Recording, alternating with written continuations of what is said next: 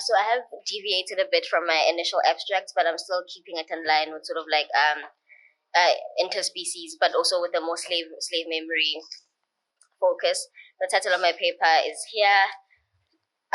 So what I'm interested in looking at is art history and the figure of the mermaid, who in this title I speak of as the Witwatersrand. Uh, Art history and has sort of like deep, especially in Africa, has deep and fundamental concerns with life underwater. And one of the ways in which this presents itself is through the figure of the Witwatersrand. A Witwatersrand is a water maiden or a water girl, and she's a figure who sort of like occupies different as well as imaginative perceptions of life underwater. The Vatar so is a kind of mermaid, a creature half human, half fish. The terms Vatar as a South African rendering of the creature. She's branded otherwise in other parts of Africa and the world. But in Africa, sort of like this figure is interpreted in a way that brings forth particularly cross-cultural and constructions of life underwater.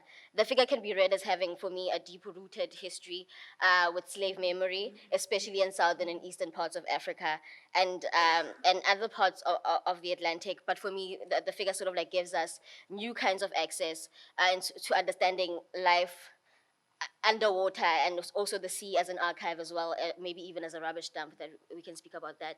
So in this paper, I evoke the figure as a model or a mode from which to investigate the before and the after lives of slavery. And I see her as a nomadic figure that sort of like provides us with a speculative remapping of slave memory in Southern Africa, especially in the Cape, which in turn adds new dimensions of slave memory that is shared with the Caribbean as well as other parts of the Americas.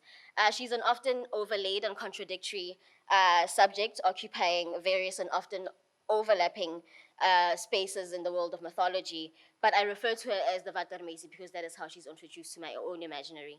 And in the space and place, she's sort of like associated with ideas and beliefs of sort of like beauty and wealth, but she's also known to sort of like kidnap people, especially men, into a watery underworld and abode.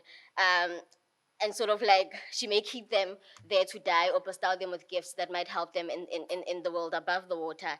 But for me, what the interesting thing about her then is that she's sort of like associated with things like disappearance, malice, wealth, which also are traits that feature in slave histories as well. So she's not so these are traits that feature in slave histories, but she also has far deeper historical roots, so the term in itself, Vatermesi, is an Afrikaans term, which is a Creole language that grew in the context of 17th century Dutch slavery at the Cape, where slave populations were sort of like transported, not sort of like were transported from Southeast Asia. So these slave communities also sort of like encountered Dutch and other European dialects, alongside a range of other indigenous languages that resulted in a creolized patois that is now sort of like known as Afrikaans. But the histories and the lineages of the Vatarmesi then are difficult to trace, but it's clear that this figure sort of like emerges from a creolizing context and a range of hydro-epistemologies and beliefs about water that sort of like shaped each other as the dialects and the languages coalesced into a new form. Um, so then I start tracing her from a rock art perspective, and archaeological and rock art studies indicate that the mermaid figure, sort of like alongside other rain and water creatures, characterized the beliefs of sort of like South Africa's First Nation communities, the San and the Bushmen, and depictions so the depictions there show a sort of like fish people in sand rock painting that have survived into the 21st century. But albeit going various and very interesting changes in both representation and meaning. For the Khoi, the enchantment of these creatures is sort of like not negotiated through physical beauty as such, but we see these figures as sort of like altered, enchanting, and also sort of like encapsulated in this visionary experience. The figures are sort of like floating or swimming, and they're connected by lines, which for me sort of like might represent water. And so, but they are obviously of an other world.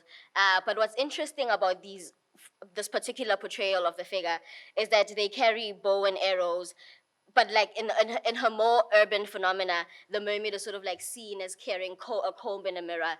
And my argument is that these are sort of like post-contact sort of like additions to this figure, which means that sort of like slavery has changed this figure from this rock art painting. Um, so the comb and the mirror sort of like additives of colonial contact. But what's also important, I think, is the fact that like these hydrocosmologies are also influenced by what slaves from Southeast Asia brought with them to the Cape. And whilst there's very little research into this, I sort of like see water jinns and sort of like water divinities from Southeast Asia influencing my new urban reading of the Vatanwesi, and I do this via reading two art pieces. Um, so in South Africa, due to sort of like semi-forced and forced removals that were sort of like happened in apartheid, divinities that occupy water were also sort of like forced to change as this migration happens. And the migration and the isolationist nature of apartheid in some ways sort of like leads to a distinct separation of communities from natural resources such as water, and therefore the divinities that sort of like divine divinities that come with water are sort of like altered as this migration happens. Um, so in my particular context of how I meet her in the township, and she's sort of like known as, again, disappearance, malice, but also it's sort of she's also used as a tool to sort of like warn children as a tool to warn children, like sort of like don't go into that water. And she's also known sort of like to meddle people who meddle with witchcraft are sort of like known to she's of help to them. Another interesting thing is that European sailors also known to in the time of slavery are known to carry stories of her, and often ships slave ships sort of like had impressive figureheads of mermaids and other mythological creatures, and the stories these of this figure on the ships are sort of like also come with wealth and disappearance and malice. But by the time of the Atlantic slave trade, she's more commonly associated with how she kidnaps people. So then this is a sculpture by Claudette Schroeder, who's a white South African artist. And in the figure, sort of like she has her head is facing down. She seems to be communicating with the snake. Her hair alludes to a wetness, which means she might or is in water, and she does not look terrifying or evil, so as we know her to be, but introverted and even somewhat kind, which is not sort of like a popular representation of her. Uh, so the interesting thing to me about, because Claudette is a white South African artist, the interesting thing is that she uses sort of like an African influence of the Baole colon figures that are used by West Africans to sort of like caricature white people during colonialism. So she turns the genre against its head, and in this particular instance, the Vatarmesi for me sort of like traverses three understandings. So she's like an Eve of the waters. She's certainly a white woman, but she's also like a Paula Colin figure. And for me, Shodo sort of like using the sculpture to sort of like deal with her two identities, first of being an African, but also being a white African.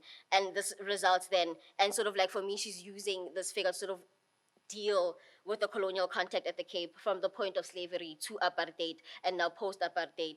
And as a South African artist, white South African artist, and I'll speak back to that, she's sort of like dealing with her with a Dutch heritage that's intermixed with those that were met at sea, like Mamiwata and the Vatarmesi. And just then to conclude, I read a more, so this is from an art installation by Nelisiwe Xaba. And if we are to understand apartheid in South Africa, then I think it's important to sort of like see the continuum of from slavery to apartheid, in that they connected and sort of like it is a continuum. And in South Africa, there have been attempts at historicizing slavery as sort of like there were different ways in which it's seen, but slave history haunts South Africa in various ways, especially at places in which slavery did not happen. So the horror and the legacies of slavery in South Africa encroach on what is normally seen as apartheid histories, but actually are a nest of both apartheid and slave histories. And I think this reaches its peak in 1948 when the actual project of apartheid begins and sort of like continues in the moment of colonial transition in 1994, which is like a new beginning, but is actually not.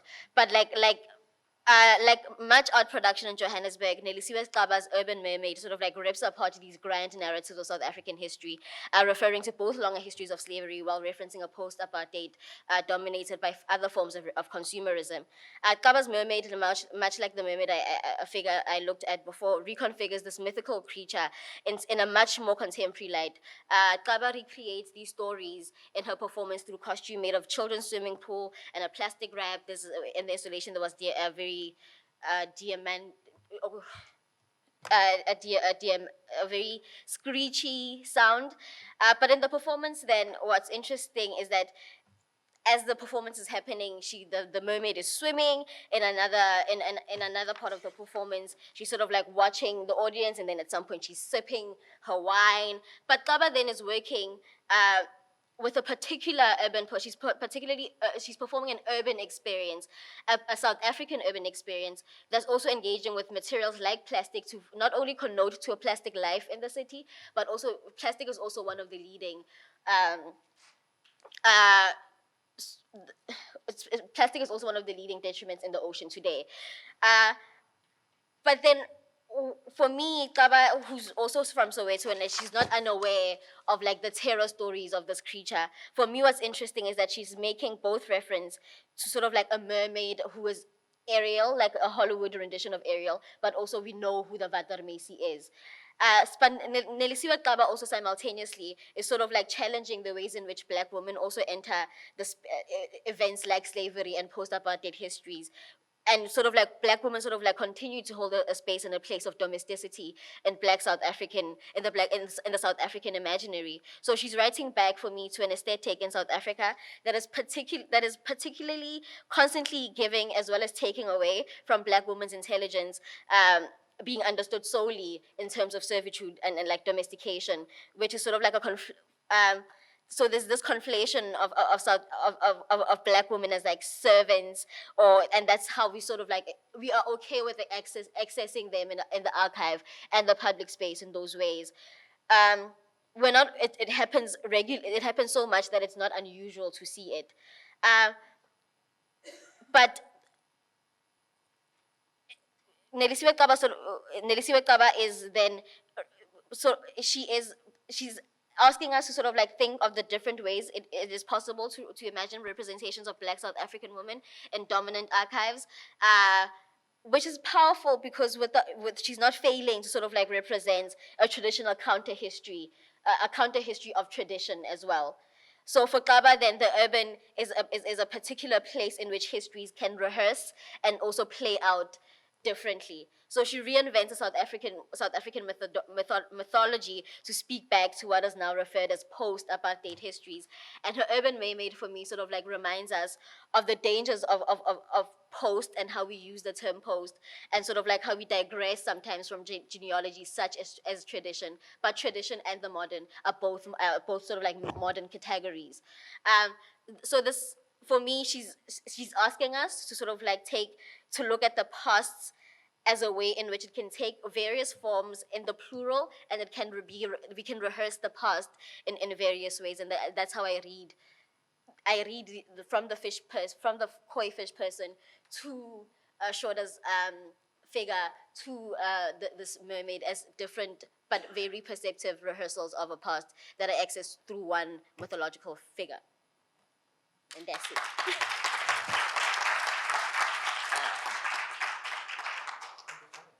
So in the unlikely event that you showed up here knowing nothing about the centrality of pearling to pre-oil Gulf economies, I trust that the past 2.5 days and the museum visit yesterday have done sort of much work to remedy this problem. So I'm not going to dwell on this slide. But as much as it may surprise you to note, the fisheries of the Gulf were not the only site of pearl production in the late 19th century. They were followed, albeit on a much smaller scale, by fisheries in the Gulf of Manna. And here you can see it's the area that's sort of lightly shaded in between Ceylon at this time and South India. Like the Gulf, which is a sort of epicontinental sea, it's shallow, it's nutrient rich, it has particular limestone formations that enable the ecological niches to be very comparable, so comparable in fact that it's the same species of mollusk that we find in both fisheries. Meaningful, connected, or for that matter, comparative histories of labor and the environment between these two fisheries, however, are yet to be written, despite the fact that in the late 19th century, circuits of knowledge, technology, and labor moved between the two along much older pre-existing networks of merchant capital. And it's the last question, this question of migrant labor, that I want to focus on today. So, accounts of pearling from the Persian Gulf side, if you haven't noticed, already, by this point largely gloss over the migration of divers further east to Ceylon. The Ceylon fisheries are a footnote or a byline, a just barely acknowledged source of work outside of the Gaus al-Kabir, the main event, so to speak, the great dive which runs from April through to September. And I'm not making a claim to challenge this. Even at its height, the migration of Persian Gulf divers to Ceylon never exceeds 2,000 men working there. That's a sliver of the total diving population of the Gulf. I want to argue, however, that if the mereness of this encounter means that scholars working from the Gulf side have not attended carefully to this migration, similarly, a point to note is that from the South Indian, Ceylonese side, a sort of chauvinistic anti-Muslim sentiment tends to be equally unhelpful to rendering this migration clearly. Despite this, the imprint of Gulf labor at the Ceylon fisheries can be clearly traced through archival material generated there, which we might, of course, interlace with Gulf documentation, oral history, music of genres like the Fijri. This multi-sited view to both fisheries, wrested from the grasp of area studies, I'd argue, allows us to explore how the two regimes of labor and extraction inflected on one another. So the first documentary trace of Gulf divers working in Ceylon dates to 1887. Keep in mind here that although both fisheries by this point are falling loosely under an imperial ambit, they do so in very different ways. Unlike the relative autonomy of the Persian Gulf fisheries, pearling in the Gulf of Manna is run as a colonial state monopoly. They're fishing in this case actually for oysters, not for pearls. Once the oysters are brought on shore, the state would count them, divide them into 3 lots, and the colonial state, this is headquartered in Colombo in this case, would sell 2/3 of the oysters to merchants at a daily auction, and divers dispensed their third, the sort of profit share, in a bazaar. Force and violence were routinely used to impose order and regulate labor. Samuel Ostroff, in an excellent 2016 PhD, calls this a kind of Foucauldian governmentality forged on the shores. Natasha Eaton calls it a heterotopia. We might think through other models like the plantation, perhaps, which would be helpful. Okay, I'm happy to talk about, this is sort of data tabulated from documents across the fisheries. I'm happy to talk about each fishery in detail, but I'll try to breeze through. So at the first fishery where we see Gulf divers documented, administrators record that in addition to the usual cohort of Indian divers, there were 2 men from the Persian Gulf working in Ceylon. Brought before officials, one of the men explains he had been now in Tuticorin, that's the town we would now call Thoothukudi on the opposite side of the coast, working there with local divers. He explained he got on very well with Kilakara and Tuticorin divers who were like him Mohammedans. A brief note here on terminology. Colonial sources, of course, use the unhelpful term Arab. We know that this could encompass people from all across the littoral, Yemeni, Iraqi, Baluchi, and of course persons from the Swahili coast. This, unfortunately, tends to recur in sources in the vernacular. So here I have Arabi Jatikayo, which sort of translates as denizens of the Gulf, which doesn't help me either, per se. But a point to note, in fact, is that right through the archival record, reading a sort of Ceylonese archive reflects the heterogeneous nature of Gulf pearling, including the contribution of free and enslaved African labor.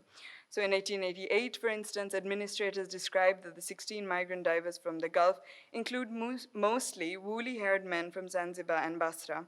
Similarly, in 1904, that the men who had received their training on Bahrain pearling grounds were not of Arab stock, but instead were of Mongol stock. These first divers are migrating in the absence of systematic processes of recruitment. While the state maintains a very tight hold on the fishery, the circulation of labor is sort of contingent on this process of announcement whenever the state decides to hold a fishery, and then local processes of recruitment to get fishers and divers to the fishery. In 1887, for instance, divers who were present at the Gulf show up with a pearl merchant. In this case, we have a recorded evidence for this, a Bombay pearl merchant, Muhammadu Haris, who then writes to colonial officials to say that if required, he would be willing to procure more than 400 divers from the Persian Gulf to work in Ceylon. So we have a sort of predictable route linking the Gulf and Ceylon via Bombay. At each of the following, at each of the following pearl fisheries, the number of divers from the Gulf working in Ceylon increases, 2 through 16. Within 4 years, there are close to 2,000 divers working on both sides of the coast. And here I'm talking about Gulf divers, or divers originating from the Gulf. As the number of divers from the Gulf increases, it allows men working from the Gulf to work together as single economic units on boats. By this point, crews also seem to be traveling with their nakodas together as a crew. So one way to read this migration is purely in terms of the workings of capital. But as much as economic historians might differ, I want to insist that this was not merely a simplified world of inventory and surplus, to ask instead where capital ends and laboring lives begin. We might think, for instance, with Mapule's paper about the fishery as a site of cultural exchange. Indeed, this is a world of shark charmers. I also have not a mermaid, but a princess whose palace was reputedly submerged under the waves. So maybe we can map a sort of submarine cartography of mermaids and princesses for the Indian Ocean. But distinctions of caste, religion, and regional origin certainly structured work in the fishery. This is an example of very poor archival photography. The bottom right is supposed to read Kalilah and Arab divers, so they're living with divers coming from Kalilah, which is a largely Muslim town. But the nature of diving also compelled cross-cutting solidarities. Divers from the Gulf seemed to make the voyage to Ceylon by this point entirely via steamship. So for the purposes of fishery, they're leasing boats from local boat owners. In 1905, for instance, officials from the Gulf note that the 900 officials in Ceylon note that the 900 Gulf divers rent boats as follows: 2 boats from Kalilah, 38 from Jaffna, 2 from Tuticorin, and so on. In addition, Gulf divers rely almost wholly on local men to steer their vessels and to act as haulers to pull them up after each dive. While the majority of these divers returned to the Gulf, several stayed on, intermarried, and were stranded on both sides of the Gulf. So following a run-in with colonial authorities in 1892, from this point onwards, Gulf divers who attend further fisheries were required to provide a form of security and to register with officials. So you can see on the right is a sort of sample of one of these lists of 2 crews. Somebody here was being lazy. I can't tell on which side. There's sort of Ali, Salim, Abdurrahman. So yeah, and I can't actually, I'm not sure, unless it's poorly transliterated Arabic, I can't make sense of the name of the vessel there. And here you can see a sort of merchant petition coming from PETA, which is in Colombo, with a petition to sort of allow a boat of divers to pass. So the next big uptick in Gulf labor is in 1903. And here, I'd like to invite you to ponder the oyster with me briefly for a moment. So the Ceylon fisheries are notoriously intermittent. Officials attribute this to some mysterious and unknown reason which causes the fisheries, essentially the oyster banks thin out, so a fishery can't be convened because there aren't enough oysters on the banks. This means that the fishery in Ceylon was a crucible for a nascent discipline of marine biology emerging at this point. The beds pulled colonial administrators in who attempted the classification of oysters, their reproductive capacities, interior composition, and physical features, as well as crucially attempting to discern what determined the intermediacy of the Ceylon beds compared with the Persian Gulf beds, which are fecund and prolific each year. A part of this sort of scientific endeavor, as Matt Hopper gestured to yesterday, is embroiled with an emergent race science, which classifies divers based on natural aptitude for diving. So whereas Tamil divers are supposed to be amphibious, better able to negotiate the underwater space, Arab divers are presumed to have a better capacity for extracting oysters. This sort of scientificized conception of the efficiency of different racial groups for diving means that the number of Gulf divers skyrockets, almost surpassing local divers in 1906 and 1907. In an attempt to scale up production, as you can see from these sources, all Gulf divers are grouped clumsily into one hyper-efficient class of pearl extractors, despite the fact that death and drowning was common, and we know that divers earned differentially. Some, for instance, were able to pay for the steamship passage back home, while as others were not. So to move towards concluding, just as human agents moved around empires, so too did oysters. In 1866, for instance, when the Ceylon pearl beds collapse, Pelly sent several hundred oysters from the Persian Gulf to Ceylon to be transplanted. Within the same year, several states in British India, Surat, Ratnagiri, Kannara, etc., attempting to start up lucrative pearling industries, receive shipments of live oysters from the Persian Gulf of Ceylon. They're all dead by the time they reach. And for those of you who read avidly the Journal of Molluscan Studies, as I do, you will know that contemporary studies on reef ecology in the Gulf attempting to resuscitate pearl beds are actually using Ceylon oysters to try to regrow the reefs here.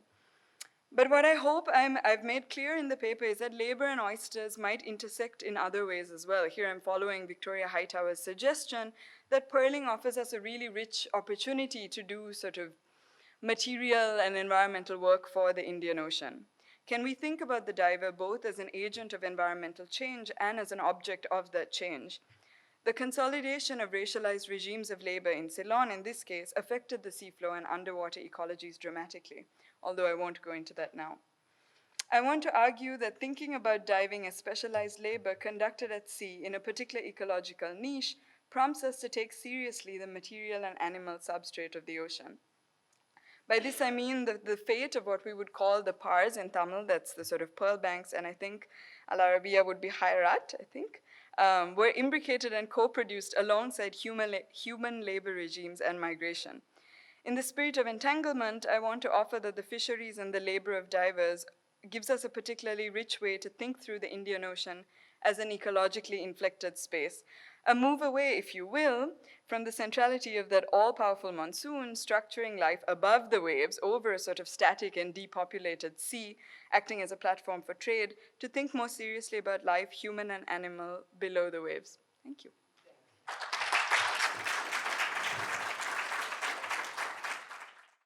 We have been hearing so many speeches about many different areas and regions, and I felt like paradoxically Europe was a bit forgotten inside this conference, although there are many linkages that are quite interesting in this sense. This is nothing concerning archives or complicated things, because it's a simple discovery. This is a picture of La Madonna della Victoria that is at the Louvre Museum in Paris. And the painter is Andrea Mantegna, who was a painter of the Renaissance period in Italy, and he was coming from my town, that is Mantua. It's a middle-aged town, 160 kilometers south from Milan. This painting was looted by Napoleon, and that is the reason why you can see it in France today.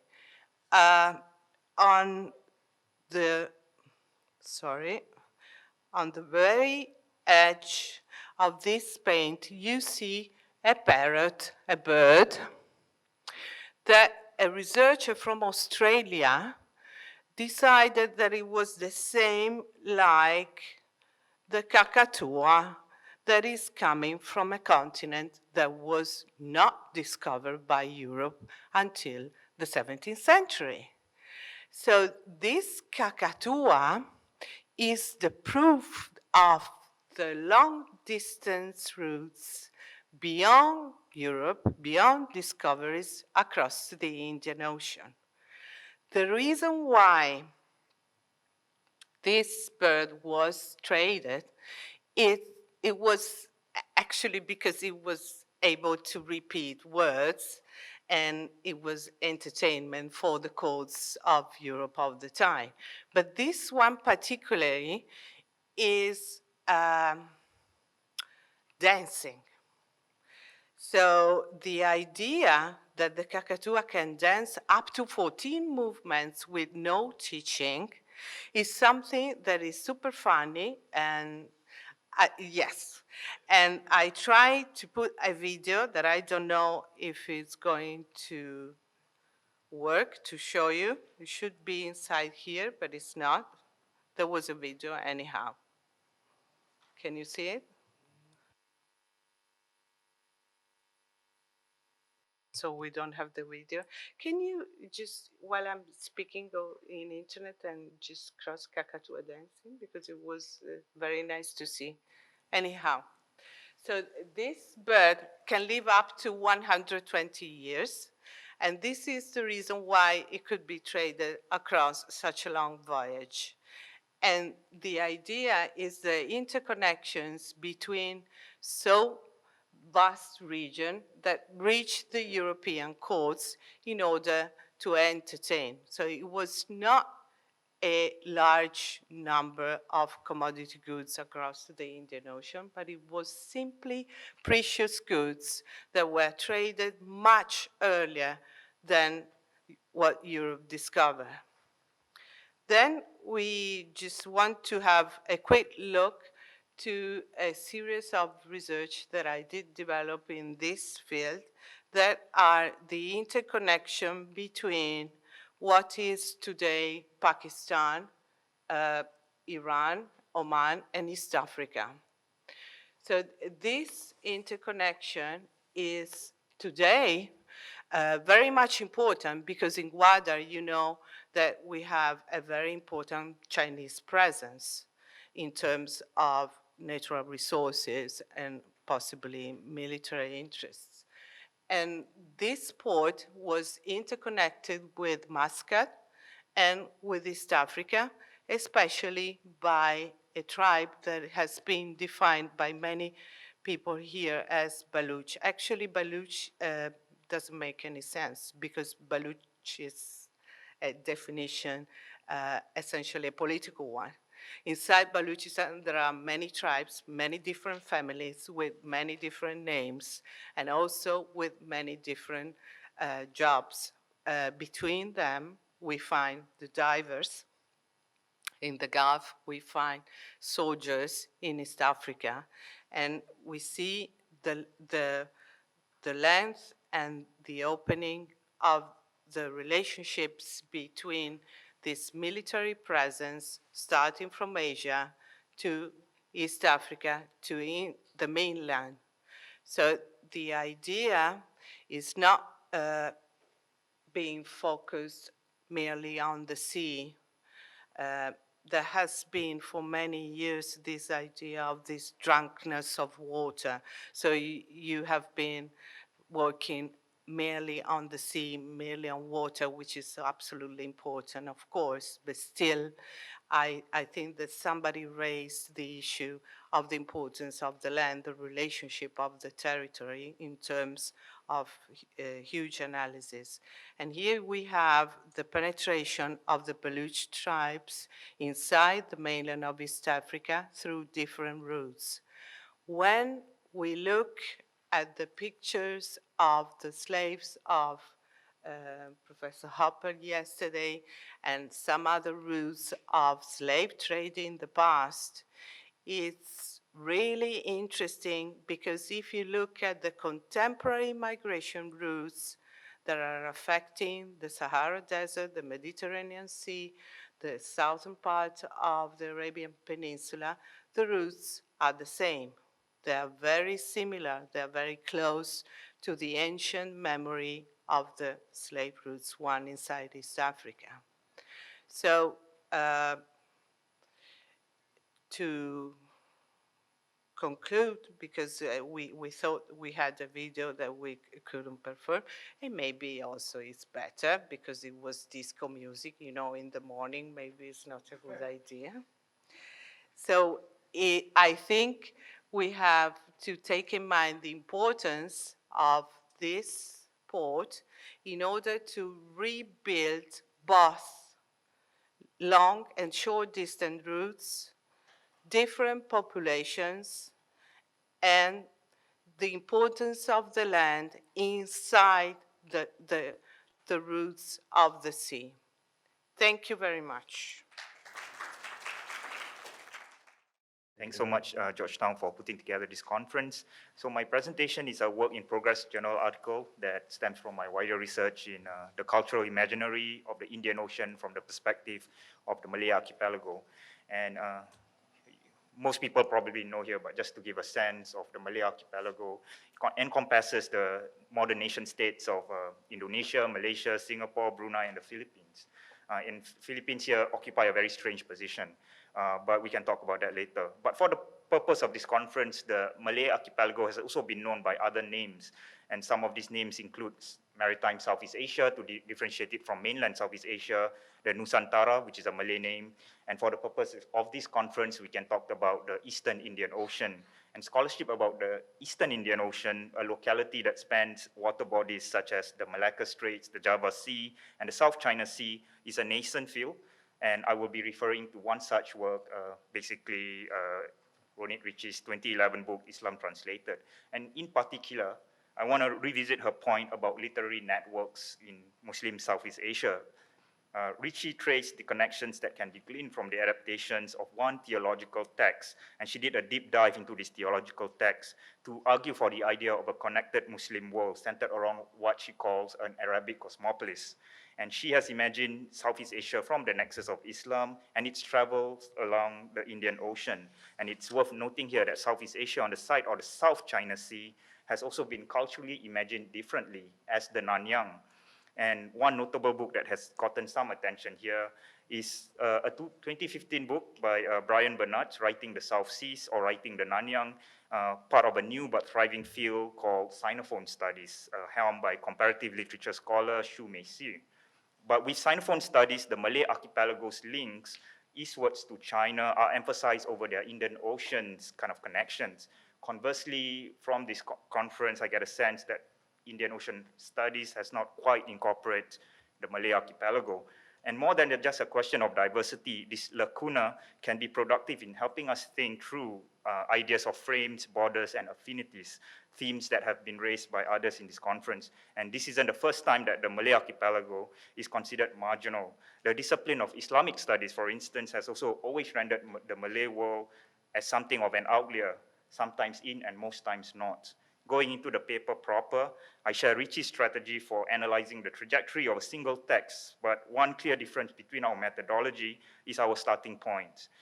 She looked at a theological text as a primary object of study, and this is the book of 1,000 questions, a retelling of a 10th century Arabic text known as Kitab Masail Abdullah bin Salam along the Indian Ocean, right? Meanwhile, my primary object of study are animal fables in the form of a text that is traceable to an 8th century Arabic text. I'll speak a bit more about this later. Ritchie argues for a sense of spatial connectedness related to the spread of Islam to the region. She identifies Arabicization as the overarching frame that connects Southeast Asia to the wider Muslim world. But because I deal with animal fables, I will not look at Islam as the common denominator. What then connects the Indian Ocean cultures of the Malay archipelago to the Arab world? And can we even speak of a Muslim world in the first place, right? I think we can argue for some kind of affinity from the perspective of cultural signifiers. Specific to my case, I will explore the representation of animals as signifiers. And we talk a bit about post-humanism. I think what we can talk about here are ideas of pseudo-humanism. One could say that I'm taking a poetics or semiotics approach as opposed to a hermeneutical approach to the circulation of Indian Ocean texts. That is to say, instead of considering interpretation, what I'd like to consider are how literary techniques change and what effect that might have on its intended audiences. And before I move on to my chosen text, I would like to dedicate some time to talk about the larger phenomenon of animal fables in the Malay archipelago. So this is from a 1960s movie about a were-tiger. So I'll start with the were-tiger. Were-tiger legends can be found in the Malayan Peninsula as well as on the island of Java. There is no time to go through all of the interesting legends, but there are many origin stories, so all of them fantastical. Some are spirit tigers who became so after death. Others use magic to become were-tigers while they are still alive, and some are were-tigers who are human beings disguised as tigers, and others are tigers disguised as human beings. Very interesting. Comprehensive studies have been captured in these two books, Peter Baumgart's Frontiers of Fear and Robert Wessing's The Soul of Ambiguity. One can talk about the colonial imaginary of the tigers as a representation of native threat, right? Next, I want to draw your attention to the pre-modern Malay literary genre known as the Hikayat, oftentimes illustrated manuscripts. This is in Jawi, and Jawi is basically Arabic script, but Malay language, okay? The Hikayat genre encompasses several functions. This is an original Hikayat, but translated into Latinized Malay, you can see different functions of the Hikayat. Some of them include hero stories, stories of court fables, and etc. But focusing on Bahasa translation, basically, I want to focus on the idea of the Kalilah and dan Dimnah, or Kalilah wa Dimnah. There are three trajectories that I can trace from. So the text Kalilah wa Dimnah is actually an 8th century text that was translated by Ibn al-Muqaffa in the 8th century, which was in turn based on a Middle Persian or Pahlavi text by Burzoya in the 6th century, and that was in turn based on the Panchatantra, which is in the 300 BCE, right? And just focusing on the origin of the Bahasa text, you can trace three trajectories. The first trajectory stems directly straight from Panchatantra. Okay, sorry, this is the next slide. All right, these are the three trajectories. One stems directly from the direct translation of the Panchatantra as the source text. And here we can point to an 1835 book, Hikayat Panchatandran by Munshi Abdullah, described as the father of modern Malay literature, even though he was Indian mixed, right, from Malacca. Abdullah had based his translation on a Tamil translation of the Panchatantra by his friend. A second trajectory traces the origin of the Dutch version of Ibn al-Muqaffa's Arabic text, right? And this is the Gongrip's version published in 1892, based on a Dutch translation of the Arabic text. But what I'm interested in is the third trajectory, which is very prolific, and this is based directly on Ibn al-Muqaffa's Arabic text. It's prolific because several native translators have adopted it into Malay language or Bahasa, and it's mostly based out of Indonesia. And I'll be referring to just one example later, which is the 2003, the most recent one. And I'm most interested in this third trajectory because of the unconventional movement of the text. I'll try to be quick here. So with Ricci, we see the book of 1,000 questions move in an expected manner from the center of the Muslim world in Mecca all the way to the Malay archipelago.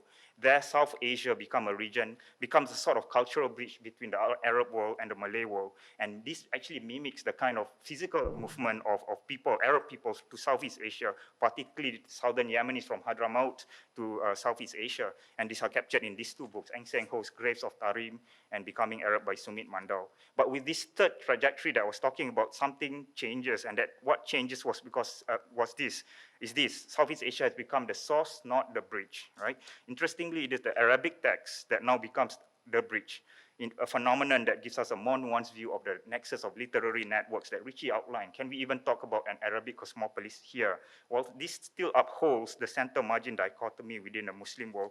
It leads us to ask some interesting questions. Why didn't more translators engage directly with the Panchatantra the way Abdullah did? What were the historical conditions that might have influenced this modern trajectory that started in the mid-20th century? And what changes to the source text with the adaptation in the third trajectory can account as domestication and localization? So basically, I'll skip the example that I want to talk about and just go into the conclusion.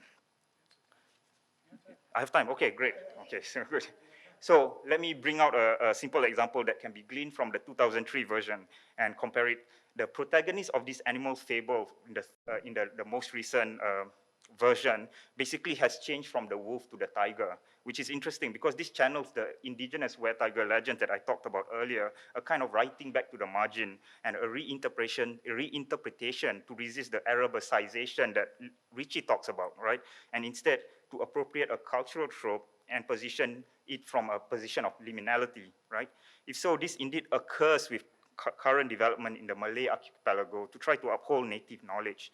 Indonesian ulama are articulating Nusantara Islam as a theological practice unique to the Malay world to differentiate it from an Arabic form of Islam. In Malaysia, critics of Arabization have been leveled by very prominent figures such as the Sultan of Johor, Ibrahim, right? And also intellectuals or activists like Marina Mahathir, who is the daughter of Mahathir Muhammad, basically, and she's an activist, very different from her father. We can talk about that. And she talks about Arab colonialism, right? So there is a sense that Arabic influence here is a stimulus rather than a frame. And that's been actively reworked to augment native knowledge. With this Malay translation, the Indian Ocean brings wondrous stories from different lands, and they refashion them to foreground their sense of locality, a kind of fluid yet grounded oceanic indigeneity, Arabic, Indian, but mostly Malay, right? Let me conclude. In essence, my article revisits Ricci's notion of the Arabic cosmopolis to counter-argue that the Arabic-Malay literary network she outlines, while valid, is not limited to the process of Islamization. Rather, it can be seen as a process of cultural rewriting that coincides with the age-old concept in the archipelago called Masuk Melayu, which means enter into Malayness or becoming Malay, that Ricci talks about. If this concept can be reinterpreted not as a marker of cultural supremacy, if you don't know much about politics in Malaysia, Malay identity has been centered as a kind of like supremacist kind of feel to it. So to distance it from the kind of Chinese minority, right? And so racial politics is really quite strong. Masuk Melayu has got a negative connotation. When you say Masuk Melayu, it means becoming Malay, so becoming the majority. So, but then what I'm trying to say here is that this Masuk Melayu can be reinterpreted into something less negative, but it's a very sensitive maneuver that I need to think about. I see this as an active strategy to refashion Arabic cultural tropes in pursuit of a hybrid Malay indigeneity. What I'm trying to do also is to try to look at indigeneity not from the perspective of people of the soil, but people of the water, right? What can indigeneity come? I mean, what can the oceans basically tell us about different indigeneity? I think I'll end there, and I thank you for your, looking forward to your comments and questions. So, thank you so much for a really kind of very stimulating panel. And I actually wanted to ask a question to Nazry. Which, I mean, was I in the queue as well? Okay. That's three. Yeah, I was just, yeah. So my question is for Nazry. That was such a fascinating set of problematics that you're laying out, and actually, it reminds me of a problem I'm also dealing with. Use the mic. Which is can we have the mic? Can we have the mic? in the South Asian context, right? I mean, we're sort of now we have this kind of very dominant model that's come out of Sheldon Pollock's work on vernacularization and the process that's happened from that. But then the problem is that, you know, again, the notion of the local is problematic when you're dealing with vernacularization from Sanskrit into literary vernaculars like Marathi. So in my case, when I'm looking at something like Konkani, which never becomes a vernacular literary language, and it's always subaltern to Marathi, there's a kind of similar set of processes that you're describing there, and part of it is, again, this like assumption of local, and that is tied to certain ways of speaking and certain languages in which you can express yourself literarily. And so I wanted to ask really, like, what you, because there's so many different languages in which this text is being spoken and remade, and I wanted to kind of think about, like, well, what are the relationships between those languages politically, and then also then how do these different languages then sort of speak the Malay, if that makes sense, as opposed to the Arabic or other cosmopolitan registers. Sorry, do you mind if we just take a few questions and then... I have two quick questions. One is to Mapule. When I looked at those images, this immediately reminds me of Mamiwata, which is all over the place, you know, Central Africa, the Caribbean. And so I'd wondered if you'd thought about how what you were talking about fits into that larger, if it does at all, into that larger context. And then for Beatrice, I'd like to just ask a question about the narrow, not the larger argument, but about Kakatua. In October, Burkhard Schneppel and Julia Verne had this conference on cargoes, and if Tansen Sen had been able to get out of Shanghai, he would have given a paper that was like the one he gave, or maybe the same one he gave in Berlin, which was about gifts, diplomatic gifts, looking at elephants and other exotic animals. And so I'm wondering if you'd thought about, or if there's any evidence of how an exotic bird like the Kakatua trade went, because there was a trade in exotic animals across the Indian Ocean. This is a very good example of it, and it fits into, you know, the rhinoceroses that is sent off, the famous giraffe that's sent to the Chinese court from East Africa. And I just wanted to get some thinking about that. My question was also actually about Mamiwata, and to Mapule, because I too felt there was even, I mean, when you were talking about creolization and Witwatersrand as a Afrikaans, it's a creolized word, but so is Mamiwata because it's coming from Mami Water. But in turn, the iconography is very creolized as well of Mamiwata because it's drawing on all the India spirits in Vodun and Yemaya, Yemanja, across those. So there's a lot around mermaids, in short, in the Black Atlantic, and I thought that what you were presenting was a very nice way of trying to extend that into the subterranean cartography that Tamara was talking about for the Indian Ocean. So I really wondered if, we could think about possible connections between the Witwatersrand and Mamiwata and the other mermaid-like figures of the Black Atlantic.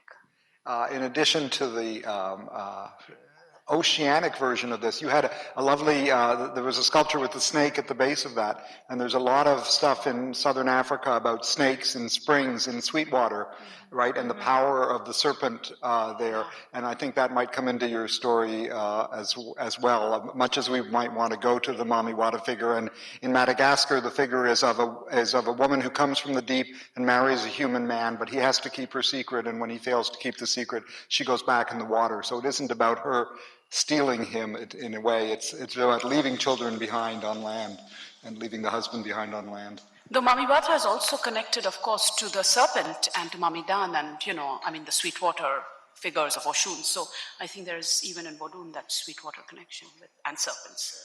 For this particular presentation, I was more sort of like focused on a South African or Southern African genealogy. But like in the paper itself, I do look at sort of like Atlantic and Southern genealogies, of which Mamiwata sort of like, as well as Caribbean and South American sort of like embodiments of this figure, and I do sort of like make larger comparisons, sort of like how all of these sort of like link to a sort of like global slave memory with the figure. But in this particular presentation, I was more Southern orientated. But yes, and thank you.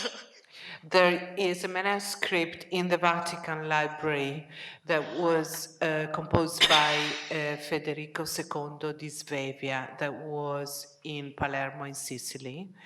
And this manuscript is describing more than 400 different species of birds. Inside this description, there are 4 Kakatua from Australia in a period that was even earlier because it was the 13th century. And the trade, you're very right, was very intense between the Sultan of Babylon, who was a Kurd, and he was in Cairo, and the court in Sicily, in Palermo. So the connections between these very much desired birds was not only through the Indian Ocean, but was through Asia as well. And the desire for this kind of entertainment birds reached the Northern European courts. So that gives you the breadth of the connections much earlier, the European conquest and discoveries. If I can go quickly and answer. I think the position of the Malay language is really interesting in this region. It's a small region, but then if you look at the specifics, the Malay language occupies different kind of importance in the region. So like in Singapore, the official language is Malay, but everybody speaks English, right? And so there's been a sense that, oh, what about Malay? But in Malaysia, there is a kind of resurgence towards trying to bring back the Jawi script. And this has 2 kind of movements here. And one is a movement for heritage, because this is something that is lost, intangible, we should bring it back. Another kind of movement is that, oh, it's again to try to get that back, that kind of Malay supremacy back on play, right? Into play, sorry. And then, but Indonesia is an interesting case because Indonesians most Malays in Indonesia could be Muslims or they could be Hindus. And so what Indonesia does in opposition to Malaysia is that it doesn't subscribe to a kind of Islamic conservatism. If you're a Malay, you must be a Muslim. In Indonesia, there is a sense of heritage of the Hindu culture. And in fact, the earlier Hikayats were not written in Jawi, but written in Kawi languages, which is actually kind of Indianized. So there is a recognition in heritage of Indian veneer, whereas in Malaysia it's not. And then in Singapore, it occupies a kind of different politics. So it's strange. And then on top of all this, there is the Sinophone, which is the Chinese kind of dominance in the region too. So yeah, the kind of links between race and language is important in this part of the world, I think. Yeah. My question is for Tamara. I wanted to maybe give you the opportunity to talk a little bit about knowledge transfer. We looked at people moving in one direction, and for me the obvious question is, well, did they bring anyone back from Ceylon with them? Or is it that the skills that the people from the Gulf had were more easily transferable to different contexts, but the Ceylon divers were sort of stuck where they were because their knowledge was linked more to the terrain? And also, if you have any sense of the kind of the specific networks that are moving. You mentioned that they traveled there by steamship. Is it a direct route? Do they stop in different places and pick up other people? If you can give us like texture for how they got there, that would be great. Yeah, so connecting to Lindsay's question is my question also. What was the status of Ceylonese pearl drivers? Were they mobile or were they going to the Gulf? Because the records are suggesting that Arabs wouldn't allow, but then there must be some kind of exchange in terms of knowledge, right? And brilliant presentation. Thank you so much. First, thank you for some really impressive stuff. Nazry, just to maybe play devil's advocate, so these calls that are coming from the Malay region about becoming Arab, to what extent really is that just a response, a veiled response to Saudi Arabia, essentially, and the export of Wahhabism? Thank you all. I think I have a question that's more for the panel, but I want to pull a term that Nazry used just in brief. You talked about pseudo-humanism as an alternative to post-humanism, and Tamara, you mentioned post-humanism as something that's kind of circulating even in the way that this panel was framed as the interspecies. And I'm really compelled by this idea, particularly because the pseudo-human could possibly give us a way of thinking about this space that doesn't elide the things that are very important to think about, which is, based on yesterday's panels, the legacy of slavery. So if we are now being propelled toward the post-human at the precise moment at which we're trying to think about humanity and humanism being taken away, or the humane, how can thinking about the pseudo-human and this space be really generative for us? So I had a question for Tamara and just a very quick comments for Beatrice and for Nazry. For Tamara, my question was about surveillance and whether there's any evidence that the Africans who are working in the Manar fisheries are enslaved, and if they are, if there's a form of surveillance for them layered onto the colonial surveillance. And then for Beatrice, this is a very random reference, but there is an American archaeologist who works on Chaco Canyon called Steve Lexon, and he's found evidence at Chaco Canyon, which is in the Four Corner regions of the American Southwest, for this may be part of a broader global phenomenon, but macaws, scarlet macaws from Central America, were actually transited across the desert all the way up to Chaco Canyon in exchange for turquoise. And it's not just the feathers, because he actually has evidence for the full birds actually making the full voyage, which is curious. And then also for Nazry, I wonder if there's any, I recently assigned to an Indian Ocean class the students to read a section of the Book of Curiosities. And the final chapter of it, I don't have any memory of this particular creature, but there's this very lengthy section on all of these strange beasts of the Indian Ocean, and I just wonder if there's any connection there as well from the 11th century Fatimid text. Yeah, thanks for the question, Lindsay. I guess, well, the Ceylonese divers are mobile. For instance, the sort of lower Burmese pearl banks, since we're attempting to bring Southeast Asia back into an Indian Ocean conference, they're first explored with a crew of Ceylonese South Indian divers. So that's as early as 1926, and the understanding is you need to take a crew of men, and they also take a shark charmer with them to Mergui, Miek, so sort of on the Siam-Burmese border to work there. And I have records of merchants bringing Ceylonese crews to the Gulf, and usually that's sort of immediately tamped down on. Sort of the Gulf pearl banks are only open to citizens, to Khalijis, and we can't have imported divers, and there's sort of all the sort of embroiled debates about legality and who's a British subject. But I think, to sort of speak to Matt's question as well, there's often slippage between the terms. So in one instance where there's a sort of racist administrator who doesn't want Arab divers at his fishery, there's definitely a boat of Gulf divers, and they claim to be from the British circus. So there's sort of slipping identities that divers are relying on to sort of avoid, I guess, to speak to the surveillance question. I mean, there's also, of course, a sort of longer link, like all the classical sources that refer to Dilmun will have Serendib in there. So there's mythologies around the pearl, for instance, notions of pearls being formed from dew or from rain, which are very, very similar in Tamil sources and in sort of classical sources coming from the Gulf.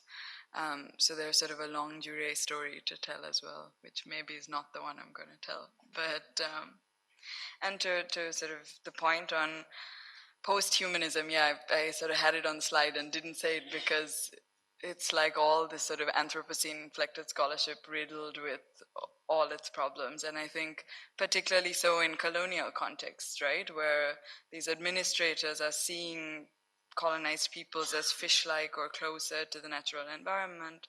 So what does it mean to write environmental histories and to see lives that are lived entangled with the marine, but to not reinscribe these types of ideas? So yeah, maybe Nazry's is the way out, pseudo-humanism. Okay. Yes, try to respond to the first the question about Southern Arabs, Yemenis going to this one.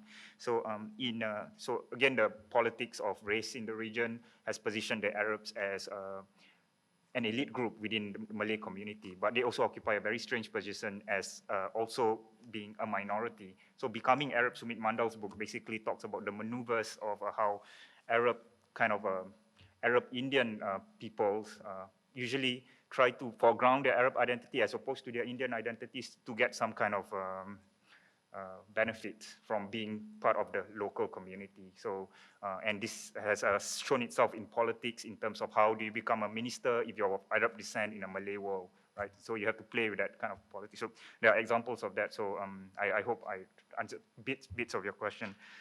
Secondly, the idea of post-humanism is really interesting. I mean, because when we think about the concept of the post-human, we think of also the related concept of the transhuman, and that is very tech-centric. It almost positions technology as the way forward to try to save the world, right? And this, in Singapore, we are so big on the idea of the smart city. But I think the idea of the pseudo-human brings us back to this notion that is not tech-centric. There is a bit more about mythology, something that exists in the deeper recesses of our minds, right? And so I think that helps us think about a kind of reflexivity about the anthropocentric view of the human, right? That is like kind of pushed forth by Abrahamic faiths. The idea that you are the vicegerent of gods on earth, and so you take care of the property of God on earth, right? And so I think that's a very like inward-looking kind of generative in that sense, and I think that's really interesting to me. And I think the idea of the book of curiosities and that you know, the different beasts of the Indian Ocean. All I want to say is that the island of Dr. Maru imagines that to be centered somewhere along the Indian Ocean, and I think some people have said that it's the island of Java, right? So this notion of of the man-animal kind of were-tiger that exists along the Indian Oceans, and how that relates maybe to ideas of slavery and like subhumans. I was wondering about this notion of a hybrid Malay indigeneity and, the ways in which you were sort of tying it with the notion of locality and the cosmopolis. And it sort of reminded me of two parameters. First, the Margi-Desi contradiction that Sheldon Pollock, talks about in his work about, the singular Sanskrit way, and then the vernacular politics of place, number one. And number two, I was also wondering about, the ways in which second and third space have been sort of notionized by Lefebvre and progressively by Soya after that. And I was wondering whether, this Arabic cosmopolis that you talk about, straddles the notion of second and third space simultaneously, such that, the moment when you conceive such a space is also when the space is being sort of mutated into a radical space with other possibilities. And I was wondering what implications that might have for the notion of a hybrid Malay identity. Yeah, I had a quick question for Tamara. I know your larger project goes until 1945, and I was wondering if you look at all at the transition to the oil industry. I was struck by what you said. So American scholars looking at Aramco talk about the racialized labor system and say that it was imported from the United States. But when you were speaking, I was struck by the map, which divides the living quarters into these different segregated areas, right? Which is what Aramco will do. Well, I have some comments and some questions all mixed together. I'll start with Kakatua. Coming from Australia, the kind of, apart from a book of curiosities, we should also remember the Kalilah coins that were found in northern Australia. I'm not quite sure where the results are so far, because they are really investigating again about dating. But if they are real, deposited at that time, which would be something before 14th century, which would be also interesting, that kind of connection. So that is just a comment. The second one is I'm very poor in my zoology, but what is the relationship between Kakatua and the parrots? Are they sort of the same family or related and so on? But one thing that I wanted to bring about recently, one researcher came to visit me in Zanzibar, and he was interested in parrots. But what was interesting, and I always thought the parrots come from Southeast Asia. And he said, no, the parrots that are found in Zanzibar and the coast are actually coming from the Congo. So I do not know what is sort of connection, the South-South connection there, that the parrots sort of may have come that way, and so what is the relationship there as well? And the third one is a comment. For Indian Ocean studies, we haven't had any papers talking about languages and multilingualism. And I want to remind people about the comment of one of the early Portuguese visitors to Malacca, who noticed that there were a lot of parrots there, and they were multilingual. They could speak 4 languages. But we haven't discussed languages and multilingualism very much. Maybe for future sessions, it might be a good, thank you. Yeah, thanks so much for that second and third spaces. I must admit I don't know much about this, and I would like to talk to you more about that, but it seems like a very generative idea to try to think about Southeast Asia in that sense of as a second and third space, and the idea of mutation sounds really interesting. Yeah, so I'll just say that. And thanks. It's a great question. I know there are some people here who are sort of working on continuities across the sort of pre and post oil, this sort of clear break that people try to draw. It's not unique to pearling, sort of lots of extractive primary commodity industries. Mining gold in South Africa is sort of very common to have labor camps that would be segregated and split this way. But I don't have as sort of finely textured a grasp of what sort of the camp in Manama is like, or how much the Gulf models map precisely onto the oil camps, but it'd be really, really good to know. Okay, I want to thank the panelists for being so vigilant, for staying under time. Thank everybody for the questions. It was a totally kind of So my paper is an offshoot of an ongoing research project for which I've been visiting film studio exhibitor archives, exhibition archives and studio archives from the decades after World War II, tracing distribution and its interactions with local film production. I've been focused primarily on the port cities in the Gulf, but I've been looking at records of distributors with points of contact in Bombay and Cape Town and Dar es Salaam. Just to give one example of some of these kind of vectors, Abadan, one of the sort of ports of entry of films northward, had 5 cinemas of its own, and it was a part of a network of 35 company cinemas, which makes it one of the largest cinema chains in the region, even though nobody would ever call it a cinema chain at the time. Their network had about 6,000 seats, but they actually managed the flows of films that served more than 70,000 seats in the inland cities. So in this company ledger and in other company ledgers, one of the, you know, and around the ocean as well, the crime thriller has come up as a kind of genre of note. And I'm just beginning to link some of the archival material about distribution around the ocean with production and the labor of filmmakers and film critics that sort of shape this genre for new audiences. So that's kind of the focus of the paper, is to try and the project is to try and link forms of film analysis with this study of circulation of actual physical film prints. So in terms of patterns of regional production, you know, there's only time to telegraph a couple of commonalities. So I'll mention just one at the outset, and that's dandyism. It's a phenomenon that I think diverges significantly from patterns of the genre in Hollywood. And the regional iterations of the crime film, the dandy figure figures very prominently. And dandyism aligns with a kind of modernism in personal dress and also in designs in their dwellings. It's definitely a pattern, right? But not one derived from hard-boiled thrillers or from family melodrama. So one of the questions for me has to do with the functions of dandyism in mid-century film. And so I'm trying to disentangle sort of the functions of the dandy character from the kind of symbolic weight of the dandy character as 2 different levels of interpretation. There's been a great deal of work about global new wave cinemas, the art films, the festival variety. Much less thought, I think, has been given to global golden age cinemas of the post-war period, right, which are usually considered within a national frame and are largely driven by generic codes.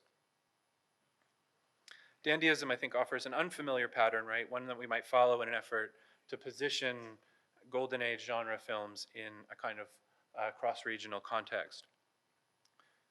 So before I offer an interpretation, I should back up a bit and acknowledge that the crime thriller in this period is kind of an unusual genre to work with, particularly if one isn't looking to defer to Hollywood or use it as a central point of reference.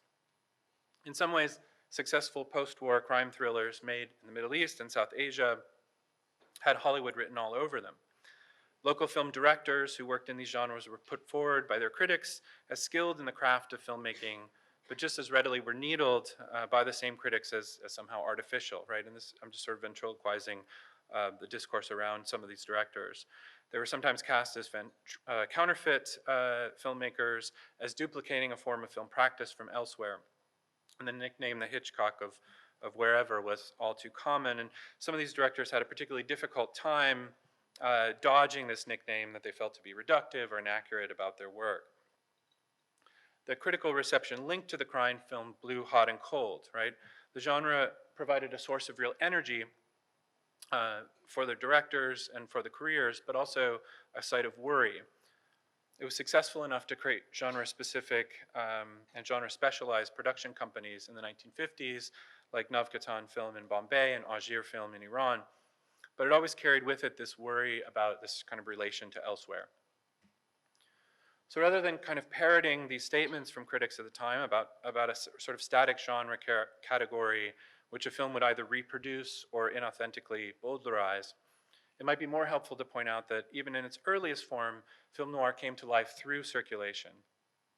circulation of films, and through the collective labor of intellectuals and filmmakers across borders. Its forms of modernism were, from the start, expressed as an idea of elsewhere. And these elsewheres included emigre directors from Hollywood, bringing expressionist style from their work in Germany, or the elsewheres of US city streets, which conjured for French critics in the 40s a perfect form of disenchanted modernity. The surface elements of film noir proved transportable as a stylized vernacular from the start. Its fashions, its depictions of urban space, its recorded music emanating from gramophones, soundtracks, jukeboxes within the film and in the cinema spaces. These are all sort of transportable media forms, right? And I'm kind of thinking with some of Samhita's work on the spy thriller and some of Nagar's work on melodrama in my sort of assertion that some genres, regardless of where we might imagine them to have been born, actually come to life in circulation. So this dimension of noir's modernism is actually concentrated, I think, in the region, right? If the intellectual invention of the genre is animated by an imagination of an elsewhere, then what could be more vital to our understanding of it than uncovering the decades of writing and experimentation with this, this relationship? And I'm thinking of the work of film critics, but also of advertisers who shaped and presented films to audiences. And I'm just including kind of single examples here. And there are hundreds, of course, of these advertisements. What else do I have? I've got a couple of examples here. Also, the sort of the trade structure of these films kind of shaping genre films, prestige crime thrillers coming. This is from the United Artists Archive, illustrating the link between the trade in hosiery and the trade in film. Actually, a huge quantity of the films that made their way through the region were actually traded in hosiery rather than in currency through one family particularly. And then this is just one of the slides from East Africa that I didn't cut out of the talk just in the interest of time, but thinking about the administration of crime thrillers and ratings and sort of configuration of them in particular cinemas as also a kind of relationship of sort of shaping the genre for viewers. And then finally, material from these films, actual footage and recorded sound, found its way into hundreds of locally produced films. It would be hard to imagine Youssef Shahin's Cairo Station, for example, without its moody soundtrack, which is actually a collage score of Miklos Roja's composition for the Billy Wilder film noir, The Lost Weekend. Right? And again, I also have hundreds of examples of these, but I thought this would be an example that might resonate with many of the people here. So these labors were film noir in action, as were the efforts of directors who used the genre to work through their own modernist craft. But what to do then with the observations of recent scholars who are right to point out the ways in which the genre is altered, sometimes beyond recognizability? Anyone familiar with the canonical Hollywood works in the history of the genre will immediately have to come to terms with the mitigations of its deepest cynicism. In regional noir of the 1950s, the femme fatale characters turn away, often abruptly, from their expected destructive roles. The young recruit into criminal organization is not as death-driven or paranoid, but is often orphaned and seeks only to earn money to get married. Multi-generational family structures, often with pronounced dramas of care, find their way into a genre that's famous for its no future dissolution of kinship. And I think all of this kind of aligns with Corey Creekmer's notion, when he argues for understanding Bombay noir as resembling Hollywood noir on its surface, but not at its heart. So this is, I think, where this question of dandyism comes back in, and dandyism, again, is a function, not in its overtly symbolic terms. The dandy is a modernist figure marked by stylistic excess. The dandy has a fluency with citation and an attention to style. The dandy's stylistic fluency is marked by willful incongruity. In sartorial choices, in home decor, in taste, in art, there's a kind of joy in juxtaposition. The dandy character combines any ism at hand as long as it announces itself and calls attention to itself as style. So not only do the dandy characters in the film, this is from '53, it was originally serialized as this Mamouche Pochetian dandy figure. Not only do the dandy characters in the films carry much of the load in sort of code switching from one form of address to another, the homes, the interior spaces of these characters in these crime films seem to be places where the directors of the films put their own stylized craft on display. In addition to clarifying the ills of fast wealth, they're also objects of fascination, of aesthetic attention within the film.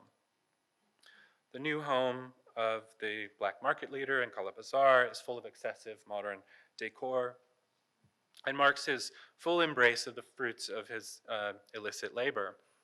At the same time, the kind of patterned concrete room dividers in the center of the living area offer the director an opportunity to explore space and play with long, unmotivated camera movements. The tracking shots reveal actors' faces through the spaces and of the screen in a rhythmic pattern. And this actually happens 3 times in the film. In each case, the space switches back and forth from an anchor of the location of domestic care to a site of stylish surfaces and choreographed camera movements. Likewise, a modernist interior dominates the space of Del Joré, which was released by Algier Company 2 years after Kala Bazaar, which actually played in Iran and was playing in Iran at the time that this film was being made.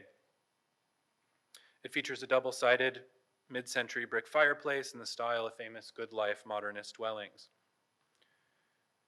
Khachikian uses the open fireplace to frame characters as an obstruction or to create layered space in the sequences he sets there. The climactic scene of the film is choreographed around the fireplace, culminating with the detective throwing a man through the fireplace onto the floor.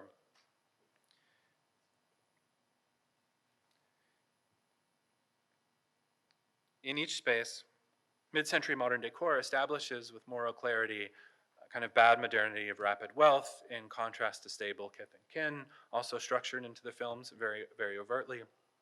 The domestic interiors are defined by the irony of their hearth fires. At the same time, however, these interiors are spaces of dynamic modernist visuality. They activate the genre through their attention to surface. And they do so in a way that makes more sense, I think, when considered within the regional network rather than when compared to the Hollywood versions of the genre that are perhaps better known. So I'll just stop there in the interest of time since it's, no, it's okay, yeah, that's all right, yeah. So what I wanted to do first was thank the organizers for this wonderful conversation that you guys have organized and put together. I think my paper will follow nicely from Kave's because I'm going to bring in the cinematic and think about it in relation to the photographic. And just to sort of, I think it's important to think through what we've been talking about the last few days. I wanted to bring in the object of bicycles. So just very briefly, the bicycle appeared in Anani Kabir's paper from the cover of Ari Gartier's novel, and you could see these bicycles leaning up against the Tanai, which I thought was a beautiful image, which will come up in my own. And then I wanted Hidaki's paper on the Japanese conga. Interestingly enough, quite a few of the photos were by Goan Zanzibari photographers. Coutinho brothers and A.C. Gomez were 2 Goans who were based in Zanzibar who opened studios. And so those photographs, I wanted to link that as well. And then lastly, Matthew Hopper's paper talked about A.C. Gomez in Aden, who then had opened a branch of a studio in Zanzibar and who had trained Ranchad Oza, the man I'm speaking about today. So I wanted to think through those Indian Ocean circulations to open up the paper. Okay, so I'm going to sort of show you some images, read some more, back and forth. Okay. Capital Art Studio is the last remaining photography studio in Stone Town, Zanzibar. Ranchad Oza, a Gujarati immigrant to Zanzibar, first opened its carved ornate wooden doors in 1930. The studio space is still very much intact under the current proprietorship of his son Rohit, even as it is a much faded version of its earlier incarnation. Following David Company, who writes of the twined relationship between photography and cinema, Capital Art Studio, we now call it CAS, it's just a lot easier. CAS has elements of the cinematic or filmic inside its hollowed walls, which include 2 large spotlights, a backdrop of heavy balustrades. So this is a pre-revolution early 1960s image from the Capital Art Studio of this, and you can see Capital Arts Studio there. And that is it today. Okay. Sorry. casts elements of the cinematic or filmic inside its hollowed walls, which include 2 large spotlights, a backdrop of heavy balustrades, and a variety of stage props, an old rocking horse, a silver-plated comb and brush, and a mirror. It is a studio in the full sense of its double meaning, a place where a photographer works and where pictures are made. It provides a setting where, to quote company, photographic time folds in on itself. Interestingly, in setting up his studio space, Ranchad was very influenced by his family's weekly attendance at the popular Sunday screenings of Indian and Western films at the nearby Sultana Cinema, in which he himself photographed. And here I'd like to think that he perhaps saw Vittorio De Sico's Bicycle Thief, perhaps at this theater, and I'm still trying to find that link if it's actually possible. So biographical details that were recalled to me by his son Rohit, whom I interviewed in 2015. Here, the role of cinema in shaping identities and consumer practices, including the setting up of a photography studio in Zanzibar, was an important one. Since the 1920s, film going was a popular pastime in Stone Town, which is something that Thomas Burgess writes about. And he, to quote him, cinema provided, quote, a chance to gaze outside their islands and into the towns and living rooms of foreigners. Cinema distinguished Stone Town as the place in Zanzibar closest to the outside world, where film produced audiences of a daily visual display of Western commodities, end quote.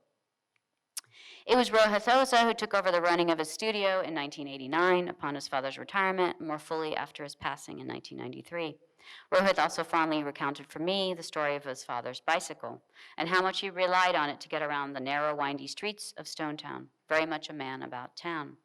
His father was not a rich man, he tells me, but he took pride in his bicycle, to which he eventually added an engine, as he couldn't yet afford a car during the decades of the 50s and 60s, amidst his marriage and growing family. It was then not until the 1970s that Ranchad was able to purchase a car, his son tells me. It was at a time when the studio had survived the revolution of '64, which saw the closure of all 3 other Goan Zanzibari studios, including Gomez, his mentor, Coutinho Brothers, and A.P. Delord. In other words, the studio had survived and the only one making a steady profit at this time, and had secure a little bit more future, at least according to how Rohit described it to me. Okay. In following sections, I want to hone my lens onto Ranchad's photographs of bicycles. Here I approach them as an organizing principle within his larger body of work, following writer Jeff Dyer, who interestingly in a first attempt to grapple with the medium photography, has written a compelling tome on the nature of photography entitled The Ongoing Moment.